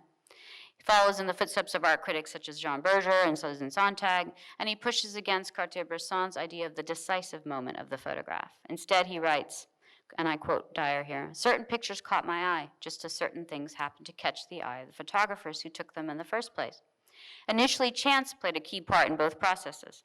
After a point, though, I began to see that a number of these photos had something in common, a hat, say. And once I became aware of this, I started to look for pictures of hats. As soon as I realized I was drawn to hats, the idea of the hat became an organizing principle or node. End quote. So while it was a subject of early 20th century European hats that caught the eye of Dyer, it was 1950s bicycles that caught mine. I was aesthetically drawn to the numerous bicycles portrayed in these Zanzibari images, just as it appears that Oza too was drawn to them 70 years earlier. As well, following Dyer, I'm interested in the possibility of reading content for cohering style. What can photographs of bicycles taken by Oza during the 50s say about his photography, as well about Zanzibar's placeness in the Indian Ocean, cosmopolitan world of dhows and trade, and South Asian minority communities of global Goans, Gujaratis, and Parsis? With this last suggestion, I'm perhaps pushing Dyer's symptomatic reading further than he intended in order to say something beyond a reading of content for form. My method is to think about photographs as history, not of history. And this comes from the work of my colleague in South Africa, Patricia Hayes. It also includes looking through a lens of tactile looking, following Margaret Oland's work, and a form of reading images that is effective, sensory, and sensorial, looking again for the cinematic and the photographic, and full of feeling. As you will see, some bicycles carry people, others transport goods, others still appear as stage props at the edges of the frame, leaning up against the walls while waiting impatiently for their owners to return. Yet in all these Oza images, they are moving still, ready to wind down another street to reach another destination.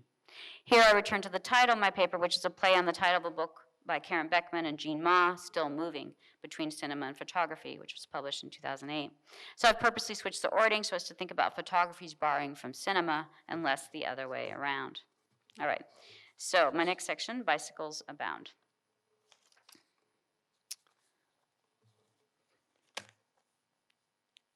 Bicycles abound. Sorry, I meant to put this on a loop. Bicycles abound in Oza's picturesque photographs of 1950 Stonetown. I first want to hone in on the set of images of people riding bicycles in and around Stonetown's narrow, winding streets. At a most basic level, it's important to remember that bicycles are a form of human transport and mobility. Very often, these images of bicycles with people on them take center stage, representing very much a middle-class urban Stonetown that it was during the 50s, wherein bicycles were very much consumer objects of desire, as seductive and seducing us, both as riders and viewers. In other words, I'm less interested in using these bicycles to read them as a sign of Zanzibari modernity, an accoutrement that projects a fantasy advancement via technological things. Instead, I argue that they also reflect the indexical over the iconic, very much the materiality of daily life in Stonetown. These images show the diversity of Zanzibaris that made up Stonetown, which prior to the revolution was largely an Arab and Indian town. And as Laura Fair writes, by 1931, quote, 1/3 of the island's population lived in town, attracted at least in part by the, quote, the ancient association between Swahili culture, between urbanity and civilization. All of the images are mostly of men on bicycles, which suggest that bicycling was an extremely gendered practice and one of privilege. We could also think about pairing photography with bicycles historically as forms of technology developed in tandem. Additional images feature two people squeezed on top of a bicycle. Sorry, I'm getting to the one with them. Squeezed on top of a bicycle. Another shows the restrictions of urban dwelling, such that certain parts of Stonetown were restricted or off limits to pedestrians and bicycles. Cars not allowed, nor would they fit into the trademark narrow passageways that William Bissell's written about in terms of Stonetown's colonial urban planning. The faint circular embossing, and here with embossing of the cast stamp, also works in a compositional manner with its circularity echoing the rounded tires and street signs. And this is one of the few images where there's a mistake of a double embossing. In other photographs, the bicycle appears as a fashion accessory to the equally fashionable bicycle rider and his tailored attire. I'm going to go back to... With many shop placards advertising Go and tailors appearing at the top or edges in these photos of bicycles. Here the role of film in shaping fashion trends comes up again, for as Burgess notes, the visual experience of cinema going also added to the desire for clothing patterned after Western styles. Laura Fair, once again, notes that clothing imports are one of the most important and visually immediate signifiers of social rank and heritage. And you can see some of the placards there. Okay.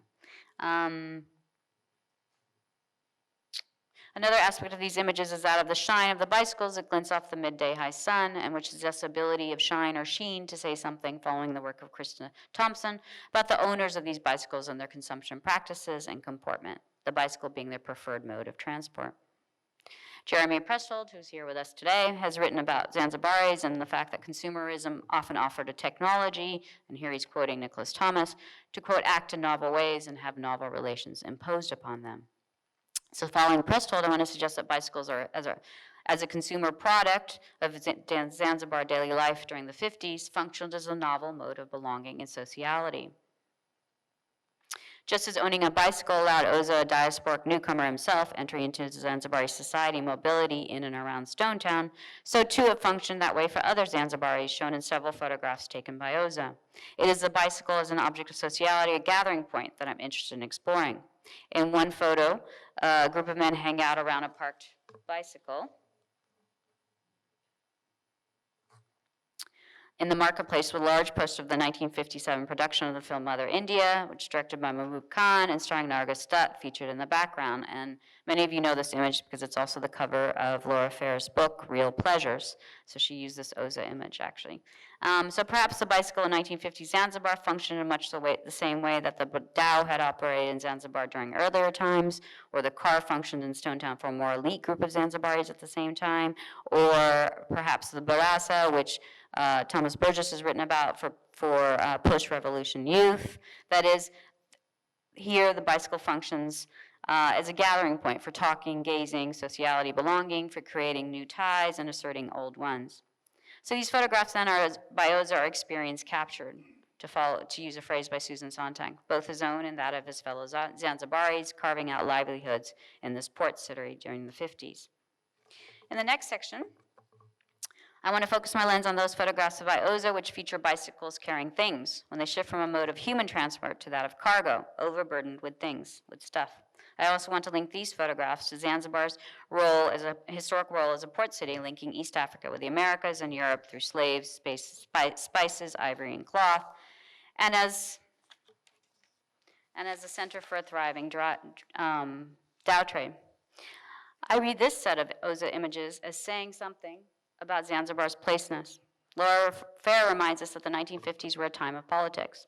It was also the most productive photographic period for Ranchat Oza, according to Hassan Rohith, and the heyday for the dhow trade, according to Eric Gilbert. I see a direct link between the historical context and these photographs of bicycles piled with stuff. First, bicycles compositionally with their rounded tires remind us of the cyclical nature of trade, of the movement of things across oceans and back in a circular fashion. Just as the dhow set off with one set of goods, it returns with another, its pace set by the monsoon winds. Second, bicycles were used in Zanzibar to carry these goods from the dhows into the interior of the island. It was the easiest and most inexpensive way to move things into the hinterland. Third, these bicycles remind us of the labored movement of things, that is, the work involved and the ways in which people were employed as infrastructures throughout Africa more generally. I see images of people hauling or pushing overburdened bicycles through the narrow streets of Zanzibar. Additional images show bicycles near dhows, ready to be serviced in the transport of commodities. A set of images depict bicycles with the hidden faces of their labor drivers, their seats transformed from a mode of transport of human beings into storage bins and unwieldy carriers on wheels. These piled up bicycles also serve as a reminder of the ways in which port cities function as sites of circulation, including the labor and movement of people and things to and fro, here to elsewhere. And sorry, I'm going to just finish with the last section. Waiting bicycles. David Company writes, moving images transform the nature of the photographic image, turning its stillness into arrestedness. Where cinema exploited movement, photography could exploit stillness. Here is interesting to think about the twined relationship between cinema and photography, such that the traits of one are used to exploit the power of the other genre. His writings also prompt us to think about how moving images of transport, such as bicycles, become still photographed images, and the power of arrestedness. In this last section, I'm interested in looking at those images that feature waiting bicycles. That is, those bicycles not in the service of people or things. Instead, I want to read these images as having agency, these bicycles as having agency, as having a textured and sensorial look and feel. Waiting bicycles from the Cass archive usually feature at the edges of the frame, at the sides ends of streets, as barriers between interiors and exteriors. I see bicycles as standing in for their owners as they carry out their daily routines in and around Stone Town. Some lone bicycles appear impatient or bored by the idea of waiting, others less so. Some are featured in groups languidly enjoying the moment under a patch of shade that appears under a placard for a tailor or shop or a general store. Bicycles in these Oza images mark the passage of time, with one photograph featuring a lone bicycle riding off into the distance underneath a clock that is compositionally in the center of the image. The chime circularity of clock and tire. It's in there somewhere. It's actually earlier, okay. Drawing you to both objects at the same time. They also remind us that clocks in Zanzibar, again, were domesticated for local use and that they were set to Zanzibari, not Western time. And here again we have the writer on that topic, Jeremy, with us. Can we perhaps say the same then for bicycles imported to Zanzibar and how they're domesticated for multiple purposes beyond being a mode of human transport? Instead, and here I'm going to conclude, they were used as gathering points for sociality, for showing markers of social rank of gender, for displaying consumption practices, with links between cinema, bicycles, clothing, tailoring, and thriving South Asian businesses always being conjoined, for transporting goods from the port to the interior of the island, and finally for the aesthetic use of stage props for photo sets under the gazing camera lens of Oza, and lastly for showing ownership, belonging, and citizenry amongst the diasporic Asians, a group to which Oza was a member of. Thank you. Sorry for going over.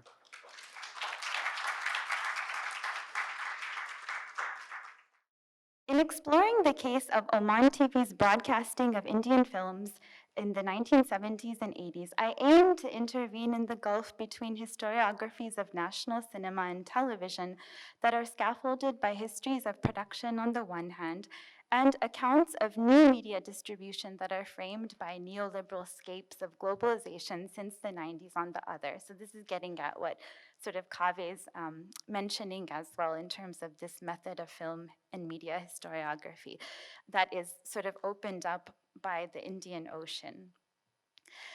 And I'm interested in this kind of pre-Bollywood moment, so defamiliarizing Shah Rukh Khan as the brand ambassador to Dubai. What is sort of the prehistory of what sort of leads to that? Lots of text, so I hope to give you time to read it. As I'll return to later, the affective cultural power over and above the economic power of Indian films, particularly in this pre-Bollywood moment, is heavily emphasized through erotic hyperboles. Whether on the small or large screen, the popularity of the generalized Indian film object is repeatedly avowed in cinephilic terms as a bewitching beloved embodied in the feminine figure of the mobile singing dancer actress especially. So here you can see it's talking about Indian films on Oman TV. This small side project occurs as an outgrowth of my current book manuscript. There's a decade-long history of Indian film circulation through robust informal networks of distribution across Central Asia, the Middle East, Eastern Europe, and beyond. But there have also been key shifts in the landscape of this distribution. So as sort of ad hoc and widespread and in a way non-centralized as it was, they were key sort of nodes, or in a way bottlenecks, including Cairo, though this changes and shifts towards Beirut with the 1966 nationalization of the Egyptian film industry, where with the kind of liberal banking policies in Lebanon, it was much more attractive to do business there, as well as the way in which in the 60s it became a meeting point for Lebanese diasporic merchants and distributors and Sindhi distributors who had connections and networks in Africa, in other places in South Asia and the Middle East and beyond.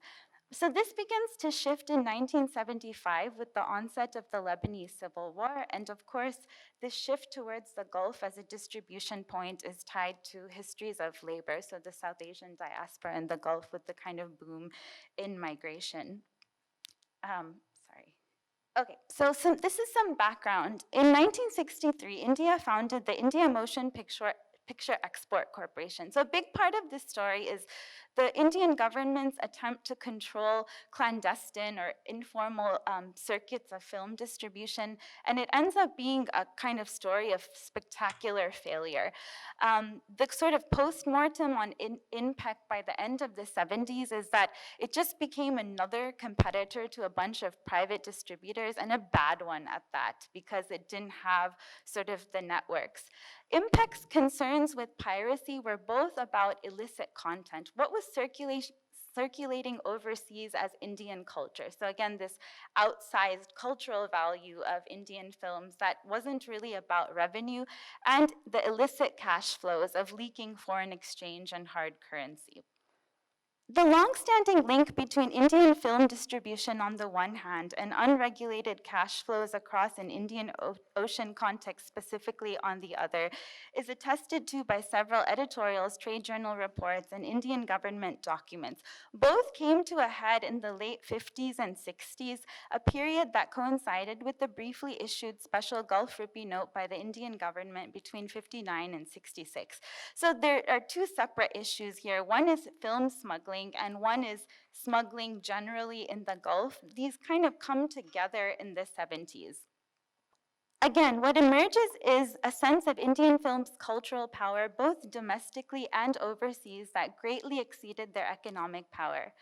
This concern with Indian film's cultural power among Arab audiences repeatedly arises in Pakistani periodicals and reports as a source of both competition and opportunity for Pakistani films.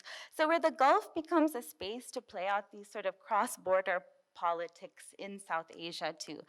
A 1957 editorial in the Pakistan Review, for example, cites the box office success of Raj Kapoor's 1951 film Awara in Egypt as evidence of, on the one hand, the cultural resonance of Indian films among audiences in the Middle East, as Indian films could enjoy success even in a country like Egypt with such a sophisticated film industry of its own, and on the other hand, the consequent untapped opportunity for Pakistani films to similarly cement flows of both friendship and foreign exchange between Pakistan and the Middle East countries, as the report says. The struggle for the Indian state to even grasp the nature of who was involved in, much less control, the export and exhibition of Indian films within a robust, largely informal circuit of overseas distribution remained ongoing over the coming decades. So Oman TV was established in 1974, and the official status of the agreement concerning the export of Indian films for broadcast on Oman TV so quickly after it began, as well as the involvement of IMPEC, was unprecedented and unique. So you had all these lists and so many kind of government records of countries to which Indian films were being exported, and Oman TV kept showing up as Oman TV. So it would say like Mauritius, Iraq, Iran, Tunisia, Egypt, Oman TV. So this channel was very specific and very unique with two state agencies on both ends. So again, the context for this was, okay, with the coming of television, we can try to finally control this. It wasn't significant enough to do that, but the rest of this presentation is sort of, what happens, and that this effort was a kind of swan song before IMPEC just kind of like dissipated and was folded into the National Film Development Corporation.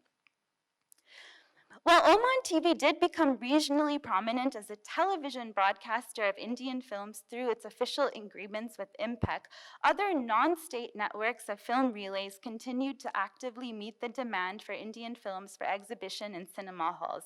By the 80s, Dubai had become the regional major hub for subtitling and distribution. So again, this kind of shift away from Cairo and Beirut as those centers.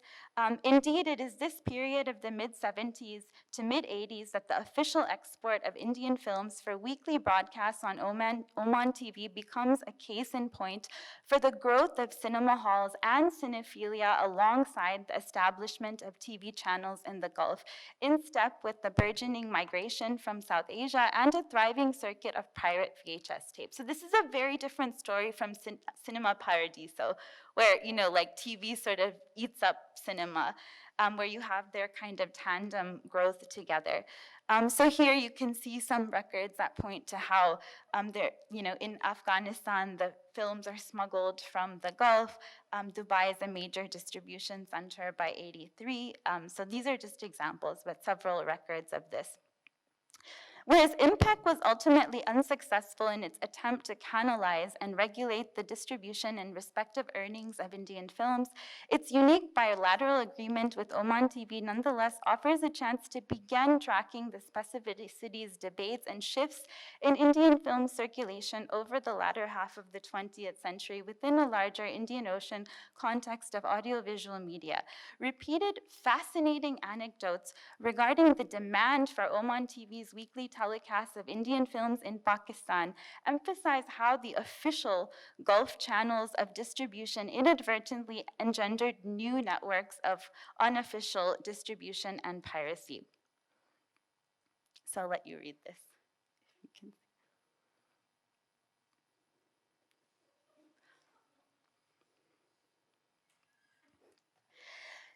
So just yesterday, actually, a headline came out that was about how in this current ban in Pakistan on Indian films, it's actually hurting the Pakistani film industry because nobody's going to the theaters. So Indian films actually helped attract audience to the cinema, so it was actually helping even Pakistani films to sort of have exhibition.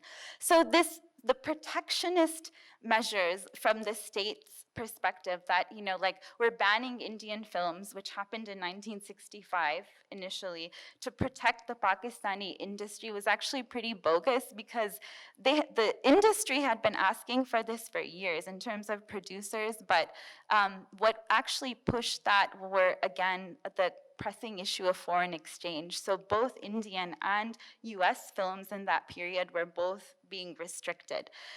So this is just to say that, like, in this Times of India passage that quotes an Urdu daily, it's just talking about sort of the frantic way in which Karachi TV viewers are trying to watch Indian films. So much of the rest of this is just this sort of the colorful language around this. So just to say that it's not just the sort of jingoistic Indian sources, even Pakistani sources sort of attest to this popularity of the kind of pirate signal of Oman TV that's being received in Karachi. Some are very exaggerated. Surgeons left their opened-up patients on the table and fled from their operation theaters to see Mughal-e-Azam. In Karachi, people wait long after midnight to catch a glimpse of the Indian film's telecast. Viewers are often heard pouring filthy abuse at the Karachi TV station. Receptions are said to offer in their invitations in some sort of code language the VCR screening of an Indian movie. And it's not just the Pakistanis. This is a letter to the editor from an Indian in Muscat in 1982. Arabs, I believe, waste more money on Indian cassettes than on their food, she says. And it's the most enjoyable entertainment in the Gulf, and she's grateful that because Arabs like them, she gets to see these films too. Here's a bit of pop sociology from an earlier 1967 essay. And why I'm showing this here is to talk about this long history in which, even though there was no kissing and there's a sense of innocence about Indian films, they often actually circulated as exploitation, where they were understood also, I mean, this is exaggerated, but to sort of circulate as like titillation. This also had to do with the kinds of films that were circulating. A lot of the Indian films in earlier periods were actually B and C films in this unregulated circuit. So this is a 1967 passage that sort of attests to that. The sex appeal of Indian films derives more from the bare midriff than any other sector of the female pulchritude. A 1980 account and organizer, the right-wing BJP's periodical, reprints a passage from a Pakistani periodical to jingoistically extol the soft power of Indian films in luring audiences away from a Pakistani ideology. The organizer seems, in this regard, to entirely miss the passage's literary play on a series of highly sexual innuendos. The writer recounts a night of exertion and frustration in phallic terms around his erection of an antenna and failed seduction of a desired object, a Hindi film broadcast into his Karachi home via Oman TV. With antenna height having become a status symbol, he adds that the height of one's antenna is quite literally tied to his matrimonial bed, in surmising that a higher antenna can solicit increasingly attractive matrimonial offers from families of prospective brides. In referring to the figures of plump and sexy girls on Karachi TV for whom he ends up settling, the explicit lesser fantasy is tied to content, that is, female bodies on the screen. But in harboring hope that his antenna advances will prevail on another night, the implicit ultimate fantasy remains tied to the transgressive circulation of illicit objects and affects, that is, wresting control from the patriarchal state or the law on matters of desire. And a woman named Padma Chirumamila has done work on sort of talking about how cinephilia in South Asia, and perhaps in a wider context, has been essential to sort of structuring television viewership. So as a maritime metaphor that has been transferred to debates over media circulation, piracy allows one to connect continuities of power, quote, dealing with its others in a capitalist world system, as Lars Eckstein and Anja Schwartz note in their introduction to post-colonial piracy. They caution, however, that drawing such a line may risk understating the difference, quote, between maritime piracy that is framed around tangible goods and labor, and of cultures of the copy that invest in the infinite reproducibility of increasingly intangible content, unquote. While scholars of media infrastructure have emphasized the inseparability of intangible content from the extraction of material resources and labor that buttress digital and analog mass media systems alike, my interest in the convergence between maritime and media worlds of the Indian Ocean lies not only in the continuity of piracy as a metaphor, but more specifically, how piracy, and especially pirated objects, are rendered in expressly gendered terms, often as feminine counterparts to the patriarchal orderings of the state of the law.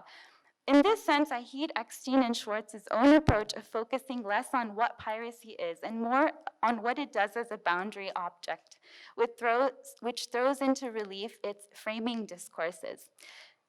Film historian Salma Siddiqui has argued in Archive Filmaria, Cinema Curation and Contagion, that archive as contagion is something that animates archiving practices in Pakistan, where the kind of contagion of the inseparability of sort of India pre-partition contaminates the archive, where cultural purity remains completely out of reach. So this might also be a way of thinking about Filmaria in her term as the sort of feminine threat that sort of causes us to think about, again, this impossibility of disaggregating culture even in the face of sort of official narratives of what that is. So again, this sort of pirated heritage or pirate culture or desire animating these circuits. Thank you.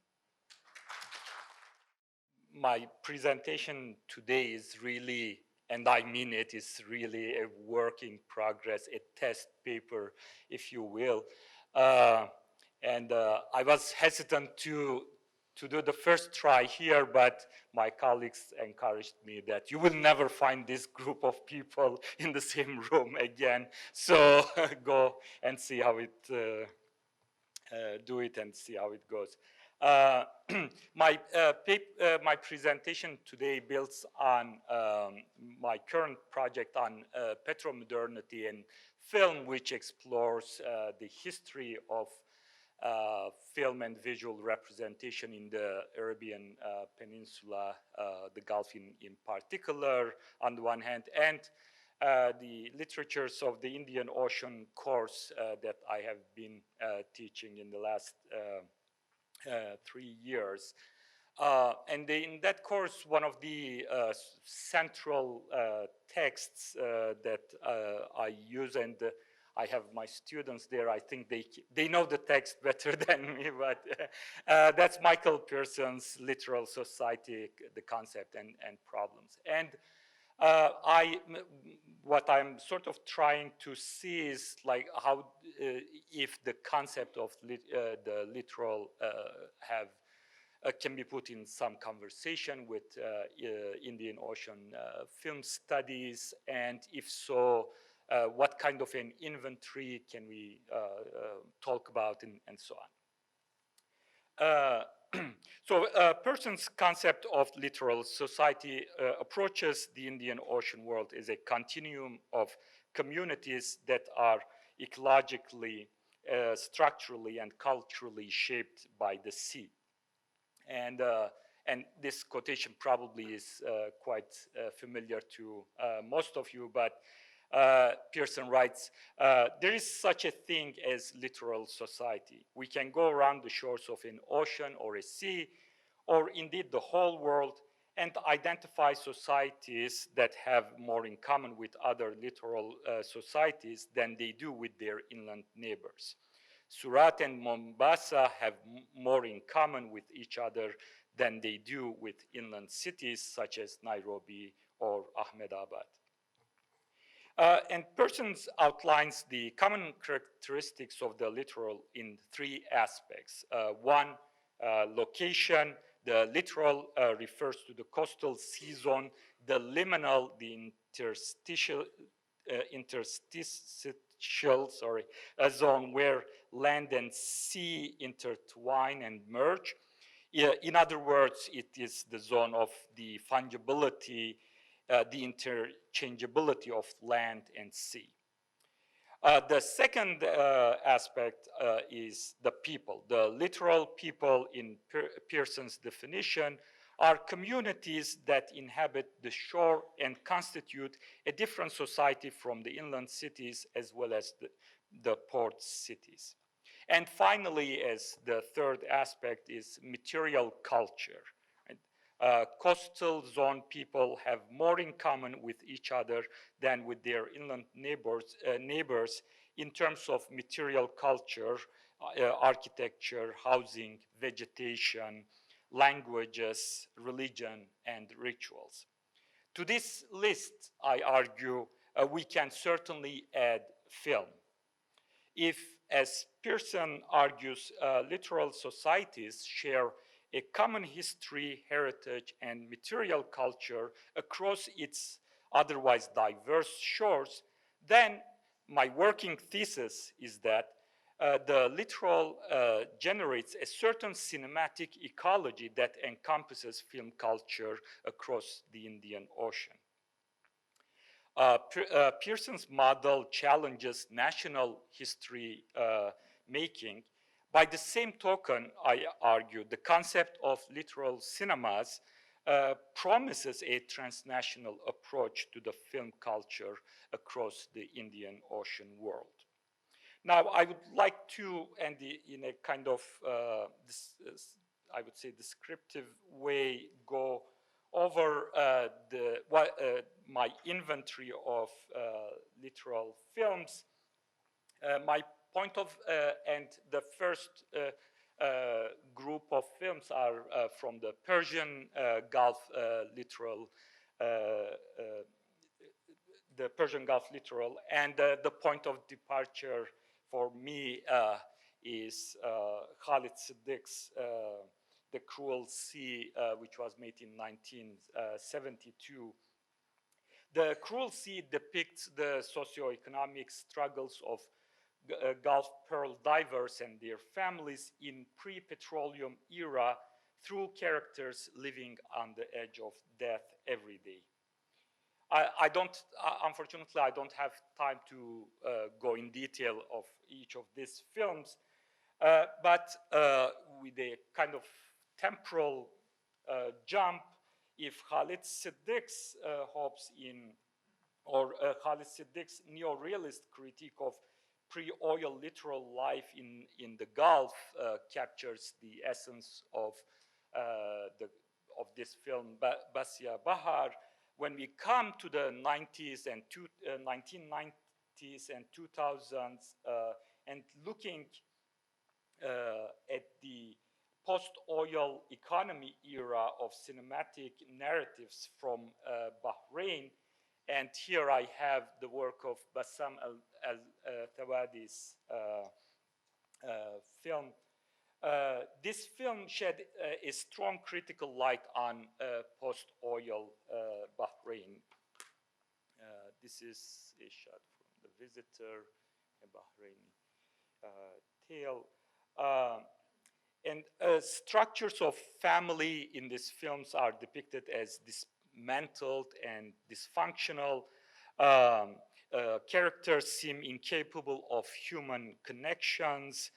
Sectarianism threatens to splinter society, including Afro-Arabs, Persians, Mizrahi, Jews, and Arab Bahrainis, and break apart lovers, families, and communities. Our society consumes everything, Hassan, one of the characters in The Barrier, yells. Clothes, cars, we have imported the computer and electronics, yet our souls are still primitive. Everything has a memory, palm trees, the sea, but we have forgotten ourselves. Disaster is threatening us. Listen to me, end of quote. Al-Thawadi's films suggest that contemporary Bahrainis have lost their links to the environment, including the sea, that serves as a reservoir for their history. By the end of each film, it is unclear whether the sea offers any consolation or hope. It's also interesting to note that Ajit Nair's Malayalam film Nilavu, which is considered as one of the first examples of Gulf Malayalam films set in Bahrain and Kerala, also centers on the theme of disconnectedness and the possibility of relationships between Indian migrant workers in the Gulf countries. From Iraq, I have Zaman, the Man from the Reeds by Amir Alwan. And this film finds its drama in the aging Zaman's life or death quest to find the medicine that could save his wife. From the marshes of the Tigris and Euphrates, which were destroyed in large part by Saddam Hussein's regime, Zaman journeys to the city, to Baghdad, to find the medicine. And the journey depicts how the world of the marshes has been shaken by international events, traumatic memories of the Gulf War, the sounds of invisible military jets flying overhead, and undiagnosed illnesses that strike the population. From Oman, album, Khalid al-Zajali's film Album, and Salim Bahwan's Mahras story are two strong examples of Persian Gulf littoral films. And they take place in the historically fishing and boat building villages of Oman. And they depict how both professions, fishing and boat building, are starting to decrease.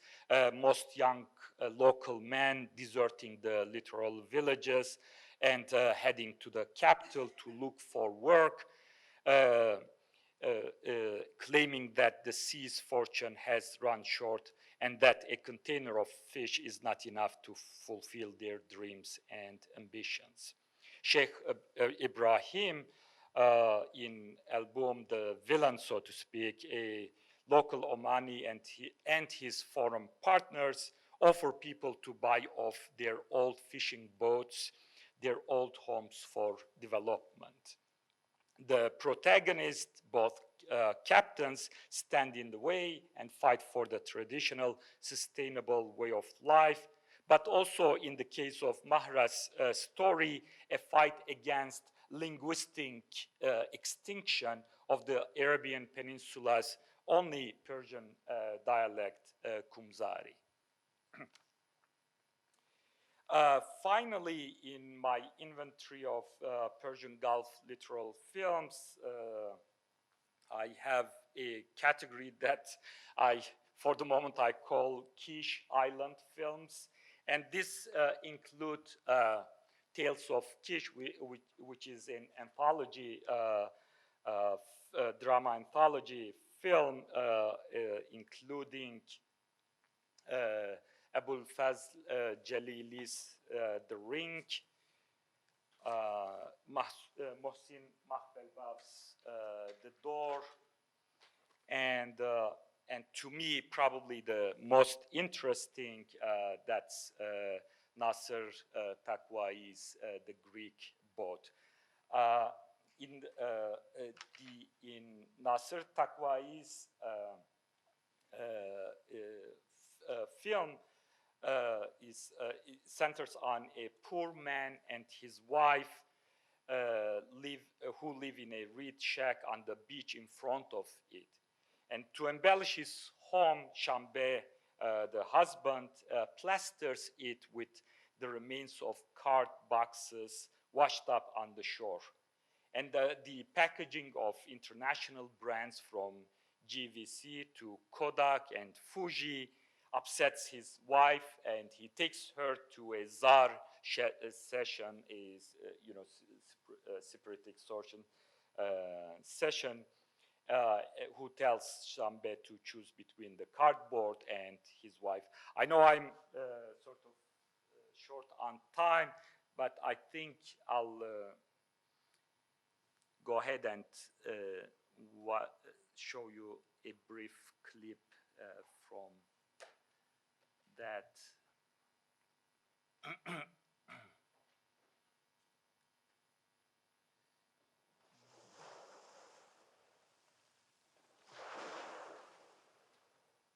So that's the, and this, I found it.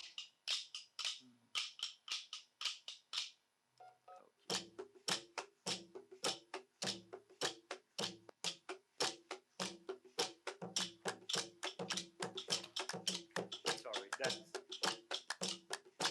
so that's the beginning of the czar session, and then the wife enters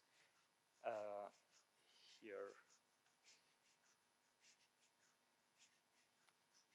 And steps on Konica film and cameras, and quite an enigmatic moment in terms of thinking the relationship between film representation, literal life.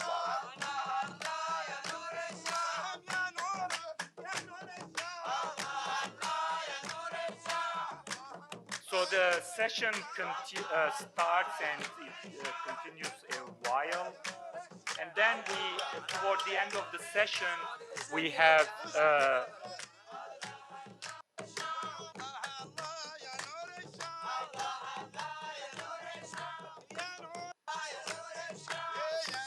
so again, this close-ups on various film and film technology brands that sort of serve as the carpet for the czar session.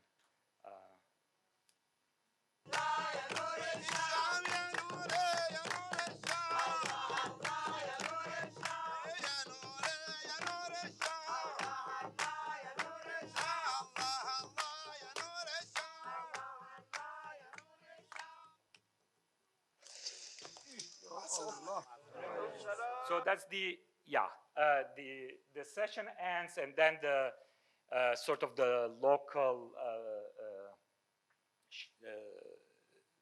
shaman figure, so to speak, says like the evil spirit is in the cardboards of these international brands. So you have to make a choice, either your wife or you get rid of the cardboards. And so they start a sort of extortion of the international brand cardboards, throwing them off the ship. But then the end of the film takes a very interesting twist. So let me share this with you.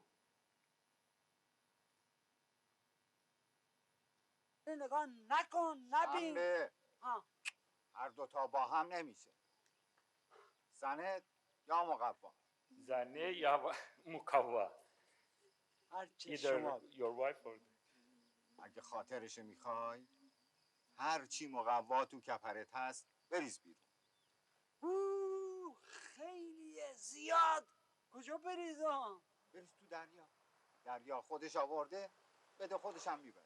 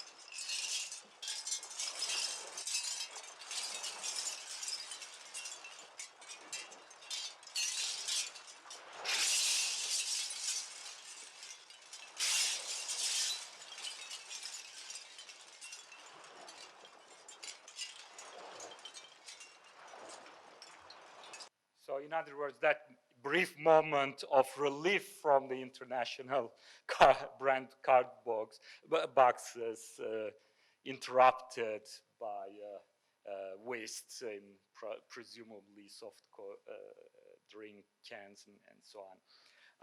I know I need to stop as early as possible. I'll just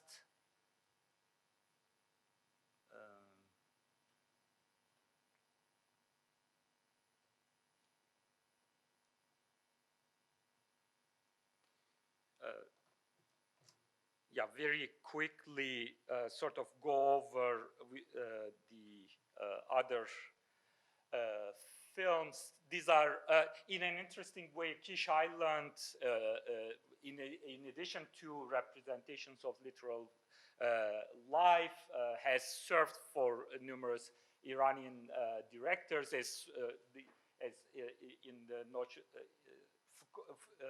something close to Foucault's notion of heterotopia, that liminal space to reflect on the larger national political and social issues, and this include The Day I Become a Woman,